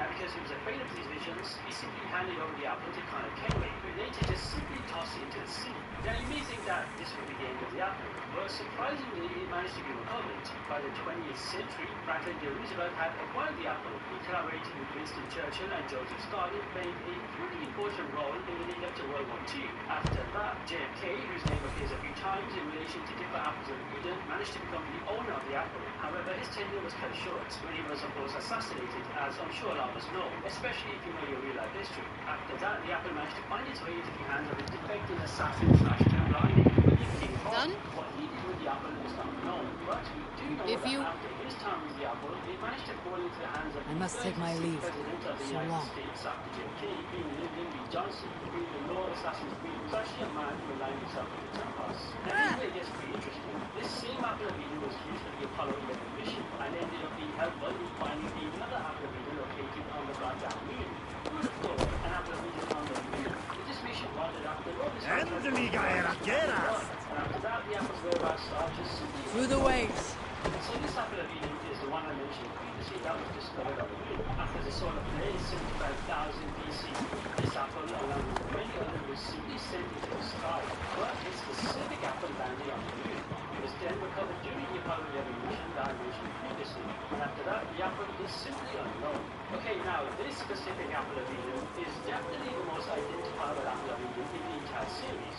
So during the Italian Renaissance, Ezio Auditore famously used this apple of Eden in his battle against the Italian branch of the Templar Order. It's pretty much what we know from the entire Ezio trilogy. So this apple of Eden initially belonged to Ottoman Sultan Mehmed II during his takeover of Constantinople. Later, his son Sem concealed it in the Templar archives in Cyprus. After that, it fell into the hands between the Templars and the Assassins. It was eventually seized by Girolamo Savonarola, and then after that, it's broken off in the Danes. Ezio then recovered the apple, using it alongside the staff of Eden to access the Vatican vault and communicate with a hologram of Minerva from the first civilization, as shown in Assassin's Creed 2. We also saw the apple in use when Monteriggioni is under siege, in which Ezio gave it to Mario to keep safe. Of course, after that, we know what happened. It's shown at the start of Assassin's Creed. Eivor! Hello! And killed by Cesare Borgia, who said the apple. The apple then managed to get stolen by Rodrigo Borgia, who hid it in St. Peter's Basilica with Ezio retrieved, using it to defeat Cesare If it is Borgia. strength you require, you need to look no further. I'll be here should you call again. Mirna, welcome to... A very unfortunate scene in which Desmond was manipulated by Gino Gino Spagnuolo, leading to his coma. The apple was then used by Desmond and used into the Grand Temple, and later to confront Abstergo in Rome. Desmond used his powers to make warriors rich, and other Abstergo soldiers turned their weapons on facades. After all that unfolded from Assassin's Creed 2 to Assassin's Creed 3, the apple currently is simply held by the modern assassins. I do get the feeling that we'll see more of this apple of Eden in Assassin's Creed Infinity that releases later this year. Okay, let's move on to another region that showcased within the Assassin's Creed 2016 movie. A movie I recommend solely for the purpose if you just enjoy the York franchise. It's an okay movie. It's definitely not the best, but it is worth watching nonetheless. Anyway, as for Admiral's apple of Eden, this apple has some pretty fascinating backstory. In fact, this apple of Eden was in possession of the first ever human being to possess one, with that being Mohammed XII of Granada, who surrendered it to Damas de Torquemada, the Grand Inquisitor and a Templar, in 1492, after his son Prince Ahmed was taken hostage. The apple did not exactly remain with Torquemada for long. In fact, the assassins Aguilar and Maria in the 2016 movie managed to obtain it. Although Maria managed to lose her life during the conflict retrieving the apple, Aguilar managed to flee with the apple, eventually passing it on to Christopher Columbus, an ally of the assassins. Christopher Columbus carried this apple of Eden on his voyage to the Americas, where it stayed in his possession until he passed away, after which the apple was entombed within its cathedral in Spain. The Templars then located and retrieved the apple in 2016 by accessing the memories of Aguilar and Callum Lynch, but during his presentation to the Templar Council of Elders in London, Callum assassinated Alan Wicked and fled with the apple. If you play the Curse of the Pharaoh's DLC in Assassin's Creed Origins, then you know all about this one. So this specific apple of Eden belonged to the Pharaoh Akhenaten, who discovered it during his rule. He and Queen Nefertiti believing the apple to be the deity Aten, founded a religion that worshipped this artifact. After their deaths, their son Tutankhamun, probably the most famous pharaoh in history, inherited the apple but decided against continuing his worship. Instead, he entrusted it to the care of the high priests of Amun in Thebes. By the 1st century BCE, the apple was under the guardianship of the god's wife of Amun. Unfortunately, she was murdered, and the apple then fell into the hands of her daughter Isidora. In 38 BCE, Isidora wielded the apple to summon ghostly images of past pharaohs to avenge her mother's murder, and act that the people of Thebes for a curse. By then went to Thebes to solve this mystery. He identified Isidora as the source of the curse, eliminated her, and then took the apple. Mike then gave the apple to Susek, a relative of Pharaoh Ramses II, for protection. However, Susek later died under mysterious circumstances. But here's where it gets a bit strange. The body of Susek was discovered by fire himself, but the apple was nowhere to be seen. So if you read the comic named Assassin's Creed VALHALLA, Son of Glory, then this specific apple of Eden might be familiar to you. So this apple was stored in the Temple of Heimdall, located on the Viking-Stockholm Mountains in Wild Norway. It was discovered in 870 by Gull, a slave in the Celtic crew and a reincarnation of the East of Eden. During a contemplation in the temple, Abel stumbled upon a hidden chamber filled with gold, and the apple of Eden just lay on the pedestal. As Abel attempted to claim the apple, he was momentarily fascinated by Gull, who regained the Eastern memories upon touching the apple. Despite the temple's imminent collapse, Gull used the apple to paralyze Abel, revealing her true identity and rejecting her former life as a slave. Now when Gull accidentally dropped the apple, the stasis was broken, freeing Abel, and as the temple was crumbling, Abel saw the apple's potential power, but chose that he was safely. I want you to know. And so the apple was left behind in order to sequence. Should it come to blows, my old crew, I can handle it myself. Just know that he's a character that has people behind him, and he's obviously looking to of being evil. You see, that's why I love the lore of this franchise, because characters like you make spectacular blows, my old crew, I can handle it myself. Forgiving me is all the work you need to do. There's nothing to forgive. She walked away. I am the superior force. I asked you by fist to do what must be done to protect my clan. You're living the life you want, aren't you? Before we're spotted, tell me what I should expect here. They attack us on sight. I shouldn't think so. No, nothing like that. It's not how Wilf operates. Yes, he's a clever one. Rather kind when you meet him. Makes you feel like you're a friend. Family. I met him a decade ago. He was the first person to truly welcome me. To see some value. He told me I had a gift. For intimidation. Persuasion. Violence. Just by the size and strength. He knew how to use me. The apple to support Protestant beliefs over Catholic ones. After Elizabeth I, the apple actually fell into the hands of Gandhi himself. They used it to gather a large following in India. However, the Templars found out about this and assassinated Gandhi to claim it. By 1960, the Templars used this apple and another in JFK's assassination. Then the apple was ultimately destroyed in India in satellite accidents. The fourth apple of Eden first appeared in Chinese arms from the 10th century, depicted as a golden spear held by a demon, initially mistaken for a great aid. Nikola Tesla, a renowned inventor from Croatia, was the earliest non-Greek to have this apple, believed that he used it to advance his electrical inventions. However, the Templars see Tesla as a threat, discredited him through Thomas Edison, and so, what do they want from me now? They'll want me back. They'll want me to be the man they think I am. Monstrous, massive. Wilf and them were the only family I had. But their love was conditional. Wilf only loves what he owns. So, what do you intend? I know I won't go back. I don't want more blood on my hands. Apart from that, it's hard to say. Who knows what they have in mind? This apple of Eden was held in the underground lab by the British Templars and was examined by the scientist Sir David Hitchner. When he killed Sir David, the apple overloaded and exploded, destroying the lab and everything in it, leaving the Eden as the only one to make the apple alive. This specific apple of Eden was one that we saw throughout the stories of Assassin's Creed Odyssey's crossover stories expansion. So Cassandra discovered pirates searching for hidden treasure on an island. She joined forces with Herodotus and Barnabas and then embarked on a quest to locate this treasure, which turned out to be another apple of Eden. After defeating the pirate captain, he was strengthened by the apple. Cassandra attempted to claim it. However, the apple interacted with the severe Leonidas. Oh, my brother! Die! Barnabas attempted to retrieve the apple from Cassandra, but fell under its spell, leading to a confrontation between the two. Cassandra eventually wrestled the apple from him, and shortly thereafter, destroyed it. Just like the last apple we had discussed, this apple was also involved in the crossover story expansion, but instead of Assassin's Creed Odyssey, it's in Assassin's Creed VALHALLA. So Abel and Cassandra during this crossover story collaborated to find an apple of Eden capable of being alone, which is an issue that is We're stopping. That house, it won't... the apple's abilities, causing the spread of nightmares across the island, and preventing Abel from transforming into this famous creature. Afterward, Abel passed an out powerless apple to Cassandra, who is believed to have destroyed it. If can't go. So that covers all the well-known apples of Eden that have been destroyed in the series lore. I've discussed both the well-known apples and those that have their ends. There are also several other apples of Eden that haven't been prominently featured or explored in depth. These For instance, the Apple associated with Adelaide, which I mentioned at the beginning of this video, along with others referenced in various You don't need to do this. But I am. Now listen. When you reach the camp, leave everything to me. I'll find Will's goods and bring them to you. If I'm spotted, it won't be pretty. Many may die. Do not want you involved. You must not break your vow. No vow stands above my duty to my friends. I could not leave you alone with them should they attack. If it comes to that, stand aside until then.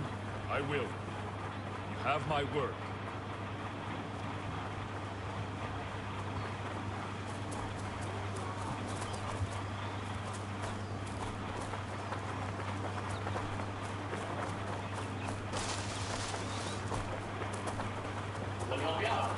One of the hardest parts about scaling an e-commerce brand is maintaining consistency while increasing creative volume. After all, we know that creative is the new targeting in performance marketing. Eventually, your brand hits a point where you, brand owner, no longer personally review every ad, campaign, and creative asset before it launches. That's usually when things start slipping. The messaging drifts a bit, the visuals become inconsistent, the brand starts being fragmented across multiple platforms. And now you have a broken system. And most systems, they optimize for speed instead of brand integrity. That's why Marketer.com was built differently. Inside the platform, creative workflows are connected to systems designed to protect your code, visual identity, and user headers while you're out of scales. I want to show you how it works.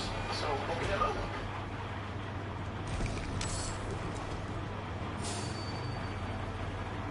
Ever burn through credits trying to get the exact scene you want with an image model? Yeah, it happens all the time. Now, you can make the scene you want in a single try. First, upload the original image you want to change. You can fine-tune the style too. Then, roughly sketch the composition you want. It does not have to be good. The AI builds the mannequin for you automatically. Now, just one click. Your original character stays consistent and the new scene is ready. Now you have a one-of-a-kind character in a scene that is actually yours. AI without wasting credits. Neroid.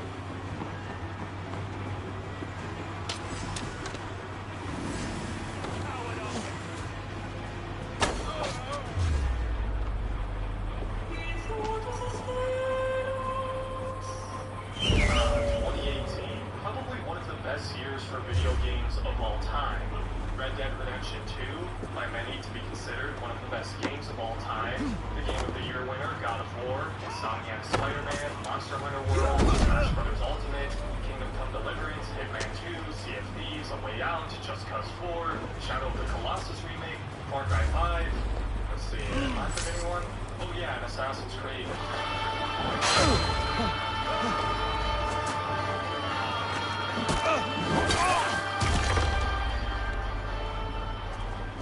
The name Assassin's Creed Odyssey is one that comes with a lot of baggage for the Assassin's Creed community.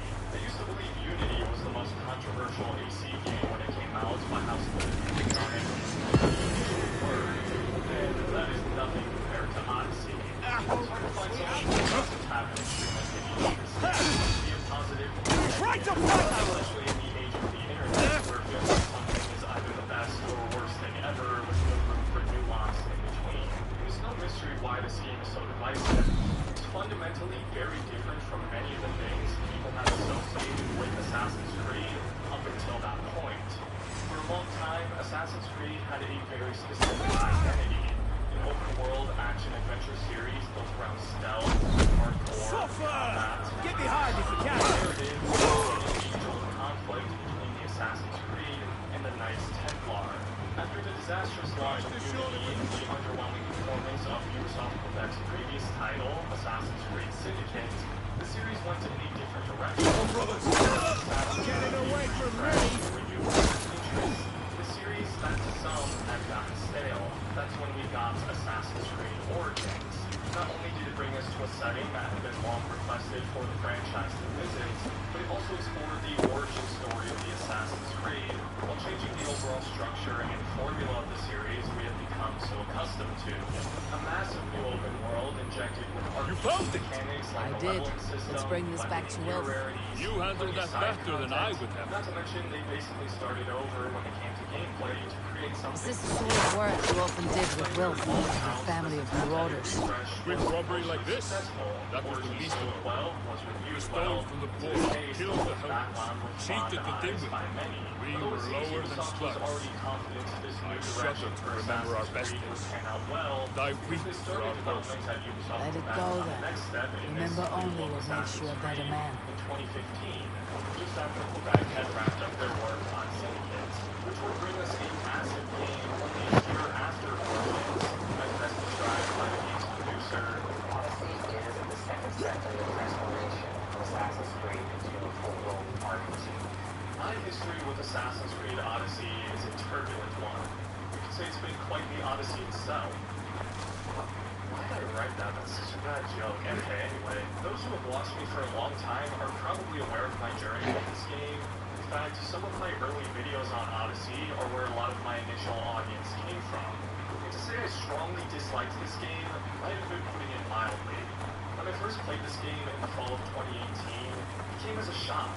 I couldn't believe how different it was from the Assassin's Creed that I had fallen in love with. When you love something like that for a while, for it to be so abruptly changed into something completely different from what you were used to, yeah, you bet it comes as a massive shock. That's not to say I had an absolutely miserable time in that first playthrough 6 years ago. There were still parts of the experience I enjoyed, but my overall takeaway from it when I first played it was, this isn't my Assassin's Creed. Missing a lot of what I personally loved and valued in the series, so it was very hard for me to just enjoy the game for what it was. When I made this YouTube channel a year later, it was an outlet for me to express a lot of my frustrations with the game and the overall direction the series was heading in. However, as time passed and I briefly revisited the game for videos and spoke with people in my comments who did really like the game, I cannot think you're not Odyssey softened a little bit. I feared the worst when I heard my old monitor cut about it. Looked back on it through a year's lens. I don't want to be too harsh on my I imagine. How did you fall in with that bunch? After my mother passed. I held on very strongly to the idea that this isn't my Assassin's Creed. He looked, took me in and told me who I was, who I could be. I don't crave that belonging anymore. To go back to Assassin's Creed Odyssey, replay the game in full, as it's been several years since I've done so, and give it the fair chance I should have initially, instead of just rejecting it and not giving it a chance because it wasn't what I personally wanted.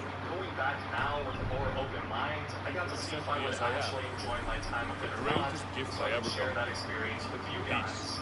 Many men are calm, as they have never known a storm. You weathered the storm.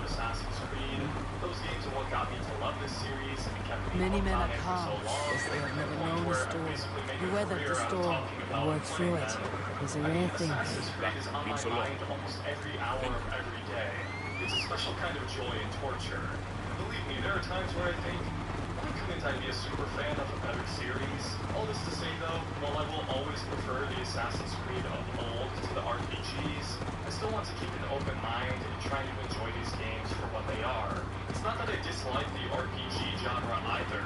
I love RPGs. Witcher 3 is my favorite video game of all time, and Odyssey clearly takes a lot of inspiration from it. It was just never the kind of experience or genre I wanted out of Assassin's Creed. It's not what I play Assassin's Creed for. If you prefer the RPGs in Assassin's Creed, that's totally fine, but I'm just here to give my own personal opinion after replaying Odyssey 6 years later, the things I like about it, the things I don't. There's an ample amount of both, so I'm going to express my feelings about the game the best I can. This game is also probably the most relevant it's been since its release, as the same team that made Odyssey launches the game they've been working on since in February of next year, assuming it doesn't get delayed again.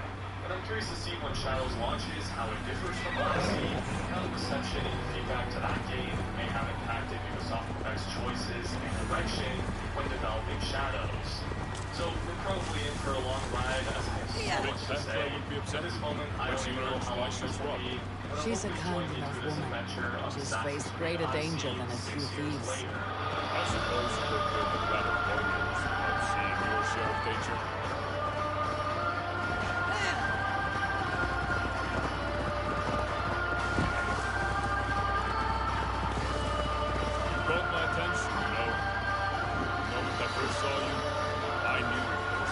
I see about you. You have an emphasis. I see it in your eyes. Having witnessed its absence of so many, you see a problem and you solve it. You know it is wrong to see it done, and to let it fester. The curse of leadership, I suppose. A calling can feel like a curse. Where it looks well.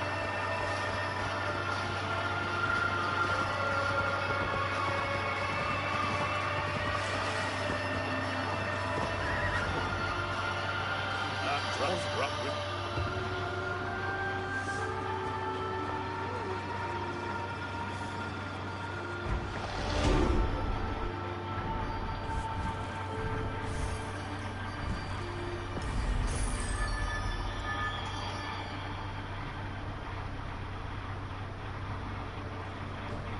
It's pretty crazy to realize it's already been 6 years since Odyssey released. It came out only a year after Origins, which, looking back, is insane. To think that we got 2 massive games in Origins and Odyssey in back-to-back years, it felt normal at the time because AC had almost always been an annual franchise for the most part up until that point. But having 2 50 to 100 hour RPG experiences in back-to-back years is absurd. You're not seeing that happen in other big AAA game series.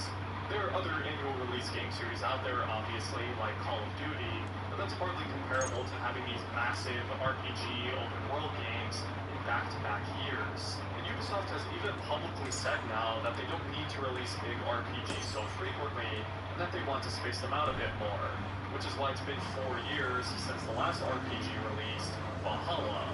The reason this was possible back in 2018, though, was because while Ubisoft Montreal had been developing Origins since 2013, after that team launched Black Flag, alongside it, Ubisoft Quebec was making Odyssey after they launched Syndicate in 2015. So Odyssey had about a solid 3 years of development, which for a game of this size really isn't a whole lot. But Assassin's Creed as a series has a history of barely giving their development teams any time to make games. I'm sure Ubisoft Sofia would have killed to have those 3 years of development time instead of the mere 8 months they got for Assassin's Creed Rogue. Not to mention, this was only Ubisoft Quebec's second Assassin's Creed game. Their first was Syndicate, as they became the first Ubisoft studio outside of Montreal to develop a mainline entry for the series. Before that, they made the Tyranny of Washington expansion for AC3 and Freedom Cry for Black Flag. And while with Syndicate, they were tasked with building off the foundation of Unity. With Odyssey, they were now meant to do that with Origins. Where Origins dipped its toes into the RPG waters, Odyssey dove off of a cliff while doing a backflip into the deep end. Whether that was the right next step and direction to go in is a matter of opinion, but Odyssey certainly pushed the RPG envelope further, for better or worse. It was the first game in the series to introduce choice, for dialogue options and actions that could have serious ramifications and impact on an ever-branching story. A trademark of many big RPGs that Origins elected not to go for, but Odyssey did. The game placed even more of a heavy emphasis on loot and gear, encouraging the player to create builds and micromanage their different stats. The leveling system was inflated, whereas in Origins, the level cap for the main game was level 40, which was then expanded to level 55 through the 2 expansions. For Odyssey, the level cap is 99. Origins was a big game, at least in the series up until that point. An average playthrough would take somewhere from 30 hours if you were focusing on main objectives, to 85 if you strove for 100% completion. Odyssey's main story is about 45 hours, while striving for 100% completion would take you into the realm of another 100 hours on top of that, bringing it close to a 150-hour run to 100% the game. About 100 hours of possible side content. That is insane. And in order to keep my mental sanity, I did not strive for 100% completion in my playthrough, but I did want to experience a vast majority of the side content the game had to offer, which brought me well into the realm of 100 hours. Yeah, I'm not gonna lie, saying that just now makes me wonder if spending 100 hours on this game is really such a good use of the limited time I have on this planet. It was important to me, though, that I experienced a lot of what the game had to offer, because when I first played Odyssey, I didn't do much side content. I did what was required to be the proper level for the main story and just continued on with that, because I wanted to get through the game as quickly as possible, which which I don't feel like is the way the game is meant to be experienced. I mean, if people want to play that way, they should have the freedom to do so. But a game like this, where so much of the experience is in the side content, again, like my favorite game, The Witcher 3, made me want to do a lot of it so I could get the most enjoyment I could out of the game. I'll talk more in depth about side content later, but I want to let you know how and why I chose to experience the game the way I did, because there are a lot of different ways you can play a big RPG like this, but the pace and order in which you complete it is mostly your choice. But before we continue on our odyssey, I want to take a quick minute to thank this video's sponsor, War Thunder. Most of you probably know what War Thunder is, but in case you don't, it's the most comprehensive vehicle combat game ever made. It is now available for free on both PC and consoles. There's over 2,500 ships, planes, tanks, and helicopters from 10 different nations to play with, from 1920s fighter jets and armored cars to modern battle tanks. This game has it all. It's incredibly well-detailed and crafted vehicles, where each individual component has been made from the engines, fuel tanks, weapons, and crew. War Thunder's combat and vehicle damage is far more sophisticated than simple bombs or hit points. Join the community of over 70 million players on War Thunder today by checking out the link via the description or pinned comment. For any new or returning players who haven't played in the last 6 months, you can get a massive bonus pack, which will get you the Valor vehicle decorator, 100,000 silver lions, and 7 days of premium for This free. outfit is still This in offer good is shape. only available for a limited amount of time, so check it out now. And thank you once again to War Thunder for sponsoring this video.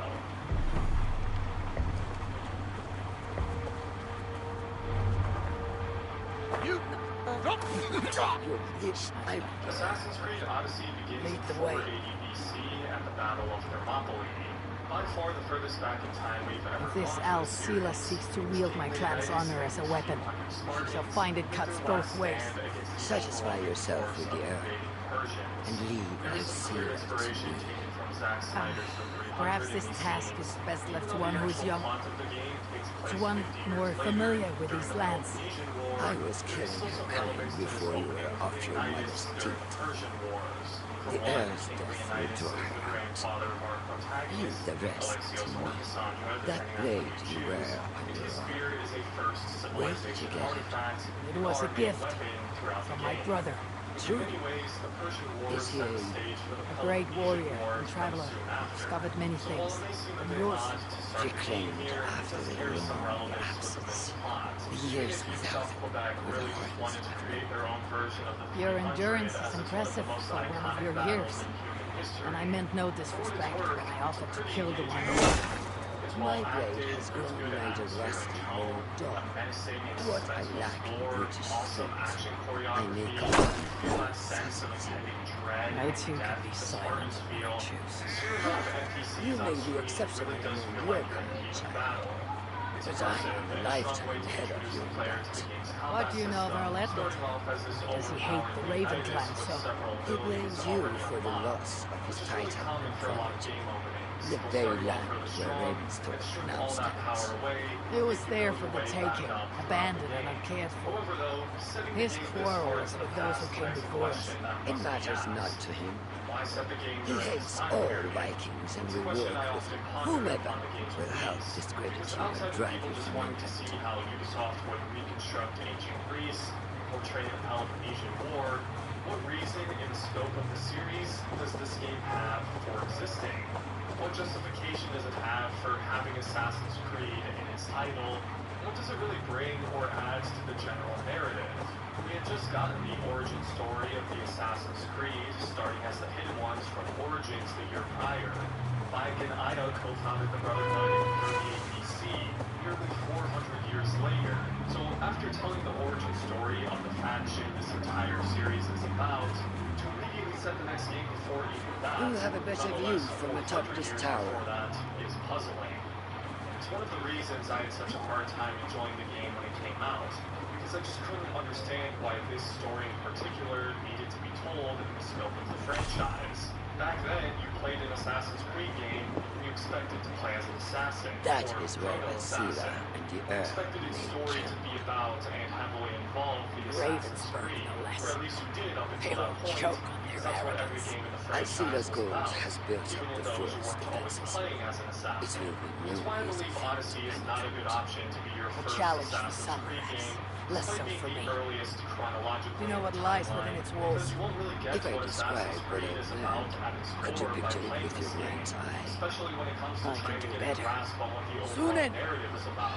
What's the Assassin's Creed? What's a Templar? What in the Listen world is carefully. happening with this random modern The day Saxons storyline? within the You've heard outer someone who wall had no are less idea what visible. Assassin's Creed was about and had to Relying play on their Odyssey, Viking you're time not to going to be much defeat closer to heroes. understanding. They Sure, will know Odyssey it has is pieces Viking and among similar them. themes to the rest of the I could use the franchise, outfit I took because off it's that closer to Saxon the first leadership. civilization than Yeah. any other AC game has been on the Also, timeline. some It needs a Saxons are significant engaged in focus on the tasks use which of could help their you win the artifacts. I mean, What of the you're Earl? building one for Where the is he? entirety of the game, whereas an Within the AC game heart to the of past, England. you make it a mission or two He where you plays use at the home, apple or some other piece but of in Eden. truth, It was never something you always had. There were similar themes of freedom versus societal control in the narrative, with the secret cult controlling and pulling the strings of Greece from the shadows. The Cult of Cosmos bears a resemblance to the Order of Ancients and the Templars, as a shadowy organization with an obsession of evil artifacts and descendants. This is your Despite counsel. not being a Is your branch of mind the capable Order of of Ancients balancing themselves, two that conflicting we've seen in ideas while Origins, orchestrating Valhalla, this and necessary Mirage? destruction? Although, as we learn in the DLC, I could the kill the Persian Earl branch of the 100 Order different were ways, allies with the composing a cult. great song for But the the Order of occasion. Ancients, the You got a Proto-Templars, preference? actually predates the cult by nearly 1,000 years, which makes one wonder why they elected to center this story around the cult when they could have just made it another branch of the Order of Ancients to bring a little more continuity with Origins and the rest of the series. Perhaps to demonstrate that no matter what organization it is, the philosophical battle and the desire to find these remnants of the first civilization is what endures through the centuries, and not the individual organization. And the story still tries to connect to the other games as best as it can. There's even a moment where you see visions of the future through this montage using footage of several of the game's cinematic trailers. Well, obviously, because the hidden ones haven't even been created yet, there's only so many ways this game can This connect to the disguise rest will of the help me play the franchise. imposter. This is one of the reasons why you'll so commonly see the phrase, good game, bad Assassin's Creed game, when hearing others describe Let's go Odyssey. put it here. Because as much as it tries to connect in the small amount of ways it can, it's still missing a lot of the fundamental pillars that make up an Assassin's Creed story. Especially at the time in 2018, that hadn't really happened before. So why do this? Why tell the story and why set the game before Origins? Obviously it's impossible to know the full extent of the true reasoning behind whomever at Ubisoft made the decisions. But it was likely the result of wanting to set a game during the Peloponnesian War, to explore and recreate the setting, and perhaps tell a different kind of sea story. Ubisoft Quebec clearly had an affinity for Greek mythology as well, as it would go on to make Immortals Phoenix Rising immediately after Odyssey, which feels like a game they really wanted to make. Many people say Odyssey would have been better received had it not been an AC game, instead just a new, original ancient Greece open world. It's impossible to know for sure how that may have turned out, and a lot of the game would have to be changed to fit that. It's kind of a moot point, because obviously it didn't happen. Though I certainly wouldn't mind seeing a new historical open-world IP from Ubisoft, as they tend to just focus on the big cash cows now, instead of experimenting with new ideas as frequently. What's also interesting is I remember when it was first speculated that the next game after Origins would be taking the series to ancient Greece. Many people thought the game would once again go alive as a true series and continue to develop new ones. Then perhaps after, in the next game, we would go to Rome to make up an entire trilogy. It never happened, of course, but I always thought there was a lot of potential in that idea, especially with how well received Mike's character was. Although the Golden Age of Greece, in which Odyssey takes place, is a lot more popular and commonly depicted in media, as opposed to the Hellenistic period, where a biased sequel would have taken place. So that was likely a big contributing factor as to why the game is set when it is, even if a biased sequel might have made more sense for the overall narrative of the series. But bringing us back to the present day, we're reintroduced to the game's modern-day protagonist, Layla Hassan, returning from Origins, which marks the first time since Desmond that we played as the same character in the modern day for more than one game. Picking up not too long after the modern day Cerebral employee, now a new member of the modern-day Assassins after accepting her invite from William Miles.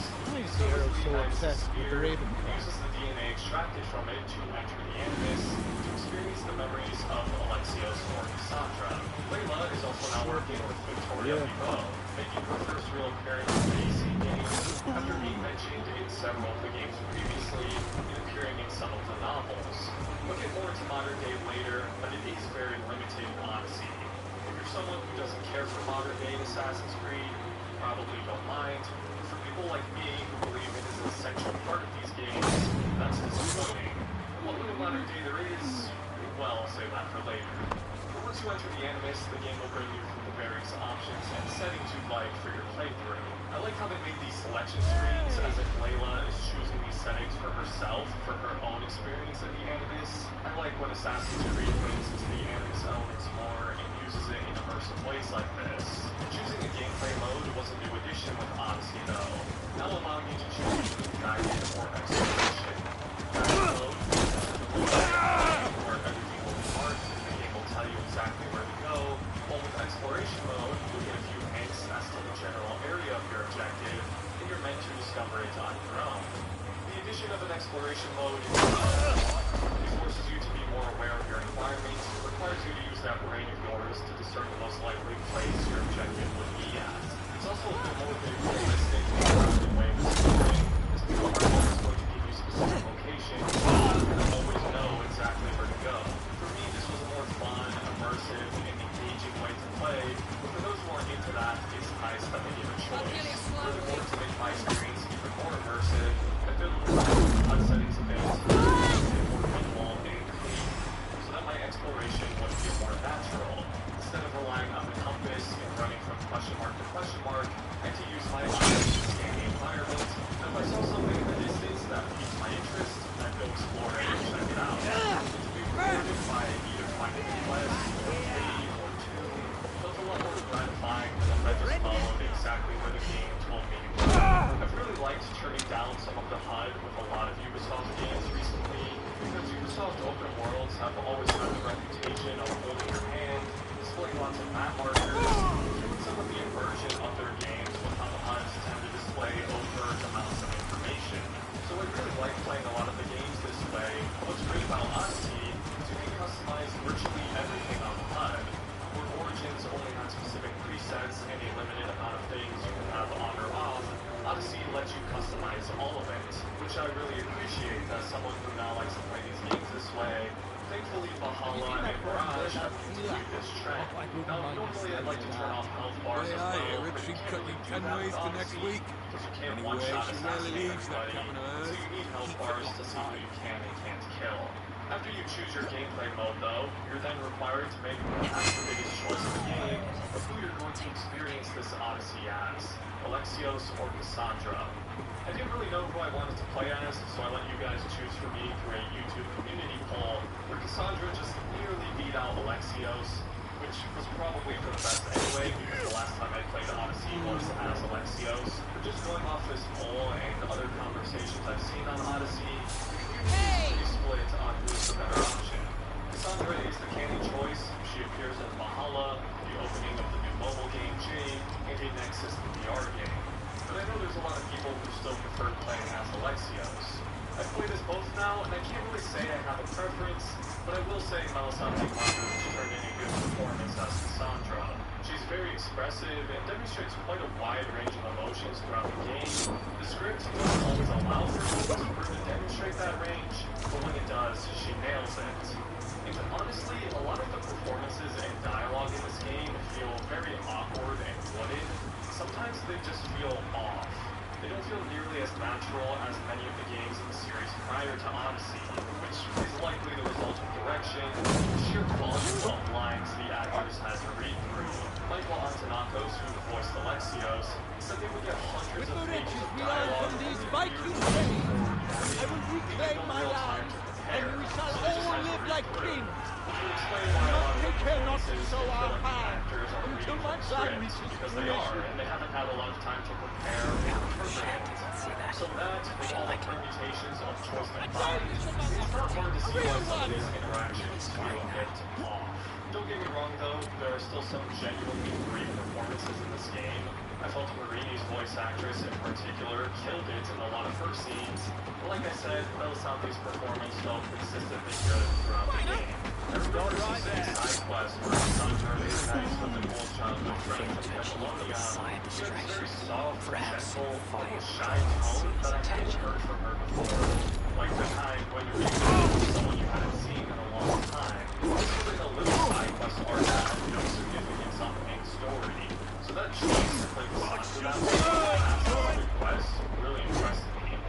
Great attention to detail, but it's also big and emotional and substantiated purpose so come from the main story. With the choice of who to play as main, we're introduced to the evil Baron Mystios, among the tracks of the game. While we're on the subject, they say there's two things you can rely on in an ageless offering like everything else. The good world and the soundtrack. And Odyssey fits that well. This game was composed by Slight, who's returning for the soundtrack of Shadows. The Odyssey soundtrack is pretty strong. Some of them are my favorites of the franchise. This is just such a stacked series when it comes to soundtracks, but it's well composed, varied, and still boasts of beyond Greece. As for this opening track, simply named Odyssey, it was a guy that really sang to Aloysius and Cassandra when they were children, hence why they're humming the song while looking at the spear of Leonidas, the spear that their mother gave them. It's not apparent in the first playthrough, but upon replaying the game, this is a cool detail to notice, as it's clear Cassandra is thinking about her mother at this moment. A variation of the same track, called Marini, plays again at the end of the game, after playing the game multiple times, just for music. Cassandra's reminiscing, though, is quickly broken up by two thugs working for a man named the Cyclops, the Act 1 villain. They land a sucker punch on Cassandra, where the game teaches you more of the basics of the combat. Odyssey's combat is built off the, at the time, relatively new hitbox timing and distance-based system introduced by Origins, albeit with a few tweaks. For one, the parrying was changed. You can't use a shield in this game, even though many of the enemy types do. Rather than having to hold an input to block with a shield or weapon, and then properly timing a parry with a strike from an enemy, in Odyssey, the parry is now a single input with far slower, more forgiving timing windows. Ubisoft Quebec aimed to make parrying simpler and easier to pull off for the player, which they succeeded, but it's not a good thing. Sure, parrying in Origins was nothing too special, and dozens of other games out there have done it better, but at least it took some skill and practice to master. There was a genuine challenge to it. Parry timings differed depending on the enemy. Some of them had very elaborate attacks that you could only learn the parry timings of after fighting them several times. It was more challenging and more rewarding to pull off a successful parry. There was a big risk and reward factor to it. This extended to dodging too. In Odyssey, parrying is extremely simple. There's not much skill involved with how easy it is to do, and how blatantly enemies telegraph their attacks. Dodging is big too. You get more time to react, and a generous few seconds of slow motion every time you hit a well-timed dodge. The window to do so also being quite generous. Slow motion on a perfect dodge did exist in Origins, but the timing for a perfect dodge was much tighter, and slow motion did not last nearly as long as it does in Odyssey. Also, the ability to block is just completely gone. You could argue this is because there's no shield, but Origins allow you to block without the shield on dual-wielded weapons, so I'm not sure what the reason for removing the blocking mechanic is. Despite dodging and parrying being easier though, this combat system can still have its challenges, especially on hard and nightmare difficulty. Why? Well, Odyssey's solution to increasing difficulty is inflating enemy health pools and health damage, to where you'll die in a mere couple hits on hard and nightmare, which is a cheaper way of increasing the difficulty as opposed to making the AI smarter and more reactive, lessening your time to dodge or parry their attacks. Many of the enemies are complete damage sponges that can absorb dozens of lethal blows, which can not only make combat feel teased over time, but completely kills any sense of realistic damage. You can slit someone's throat, stab them through the chest, and slice them up in numerous lethal ways, and pick it up like it was just a paper uppercut, which feels ridiculous, especially when you're playing as this extremely strong mercenary from Sparta with an Izu spear. This is only made worse on the higher difficulties, where enemies have significantly more health, making combat at times feel like a grind in of itself. Now, granted, when you get to the late game, you can put together strong warrior builds and kill enemies relatively quickly, especially if you prioritize upgrading and getting engravings to support your abilities. I enjoyed trying to get creative and create all these different builds, as the game even lets you have multiple loadouts you can switch between. There's so many different variations of gear, weapons, and abilities that make up all these different unique loadouts. Like, just look online, there's so many different types of builds people have come up with, and some people love that, but others don't want to have to consistently micromanage their gear and inventory just to get the most out of the game's systems. Should you have to optimize a build just for the combat to become more tolerable? Again, in all the previous games, that was never something you had to do. Unity tried to make it seem like optimizing a build would make a big difference, but it didn't really. And Odyssey succeeded at that, but for those who don't like to micromanage their stats and spend a long time in the inventory trying to set up and optimize a build, Odyssey kind of alienates that player, which is a pretty decent chunk of those who would play Odyssey as fans of the previous Assassin's Creed games. Again, in those games, you could be good at combat and stealth equally. You didn't have to sacrifice stats from one to be better at the other. The combat also just lacks a general impact and weight behind its strikes. It can feel like you're hitting someone with a plastic sword. It's funny, I felt a similar way about another game's combat system, sensing a bit of a pattern. For all Valhalla's flaws, this was an aspect of the combat they improved.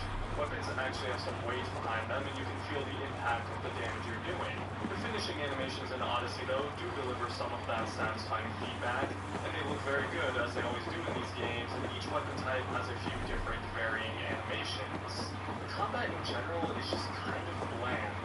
It's a simplified version of Origin's combat, made artificially harder by increasing enemy health and damage, so that you have to rely on builds to negate the damage sponge. Parrying and weapon strikes feel weightless and lack satisfying feedback aside from finishers.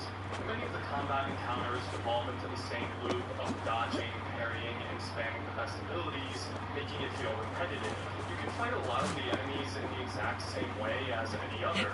They don't force you to use different strategies and abilities, except for those who have shields, but those are easily dealt with as well. Furthermore, there's not many distinctions between the faction of an enemy you're fighting. You could argue the old AC games' counter-based combat suffered a similar issue with repetition, but at least you had to fight some enemies differently, as few as they were, and it had style. Odyssey's combat looks boring in comparison. The depth in the combat comes from the builds and varying ways you can craft a combat style with your gear, weapon, and skills, but aside from that, to keep it fresh, it gets old after playing for so many hours. Combat is just not nearly deep or satisfying enough to sustain the 100 plus hours of gameplay the game offers. But after dealing with the Cyclops' two laughably pathetic minions, you're given a choice to kill or spare them. It's the first choice you'll get in a game of many choices. The Witcher 3 influence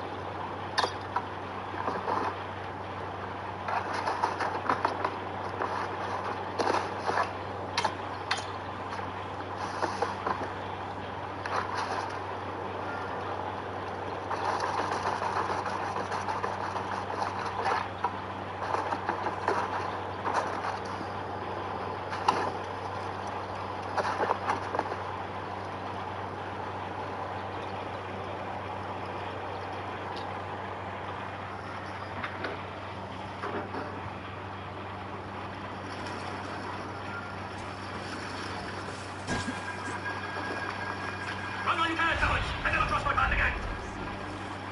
Stay your hand, mighty warrior. I offer you everything I gave the earth and more. An army greater than all others. A kingdom outside.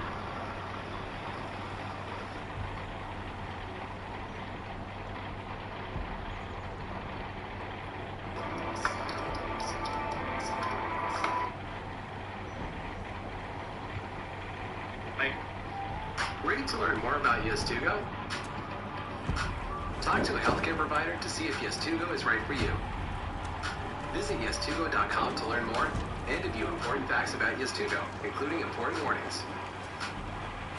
Did you know there's a new AI tool that allows you to create AI-generated YouTube thumbnails by just pasting a YouTube video URL? It will automatically scan the video and then create professional thumbnails in seconds using AI with no editing and no prompts. It's called thumbnailcreator.com, and I'm going to show you exactly. Outside. So you're going to go to thumbnailcreator.com. Playing for so many hours. Combat is just not nearly deep or satisfying enough to sustain the 100 plus hours of gameplay the game offers. But after dealing with the Cyclops' two laughably pathetic minions, you're given a choice to kill or spare them. It's the first choice you'll get in a game of many choices. The Witcher 3 influence here is very apparent. Throughout the game, you'll be given a multitude of choices. In dialogue, you can lie, flirt, or choose to kill in certain situations. Many of the main story choices do genuinely have an impact on how the story plays out. And a bad choice you made at the start of the game can come back to haunt you later. By far, one of the most interesting being whether or not you choose to save a plague-infected family in Catalonia at the start of the game. You can choose to save them and kill the priest, or let the priest kill the husband and wife along with their two children. If you save them, you might feel good about yourself, like you did the right thing, only to discover hours later when you come back to Catalonia, the family ended up spreading the plague to the entire island, taking countless lives. While if you let the family die, you save Catalonia, but know that you let an innocent family with two children be executed.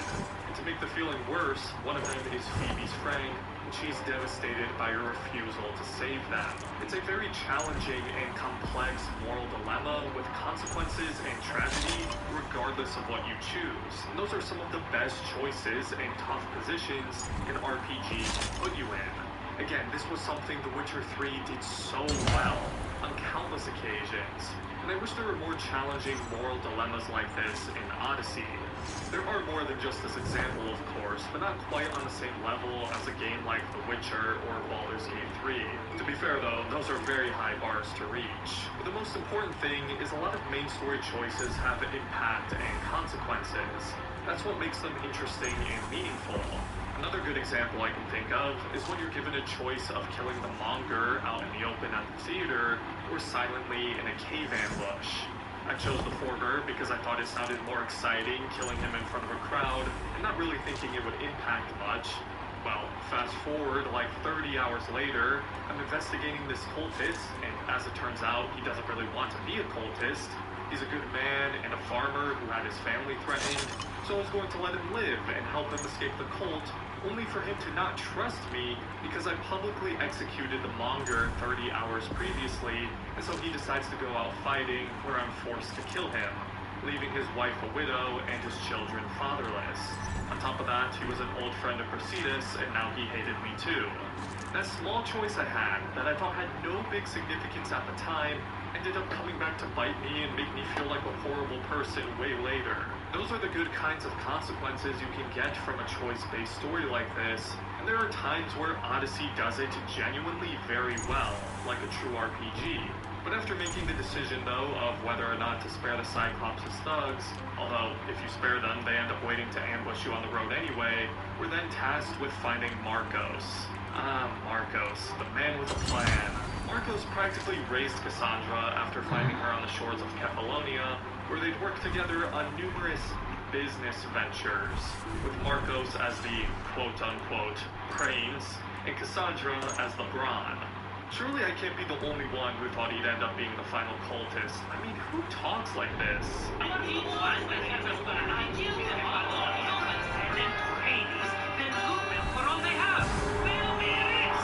talking to Marcos, Phoebe has been abducted by more of the Cyclops' minions, where the game teaches you the basics of stealth. Stealth in Odyssey. I have been creating concept art Oh, and this digital is illustrations pain. for 10 years, and yet I am not skilled at 3D modeling.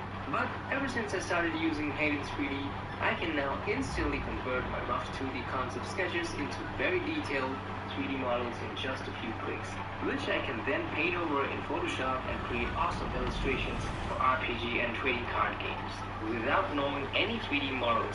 See, well, there's some good and some bad. The good? The game lets you use stealth a lot. It's a genuine playstyle. Many missions encourage you to use it, especially on harder difficulties where combat with an entire outpost would mean certain death.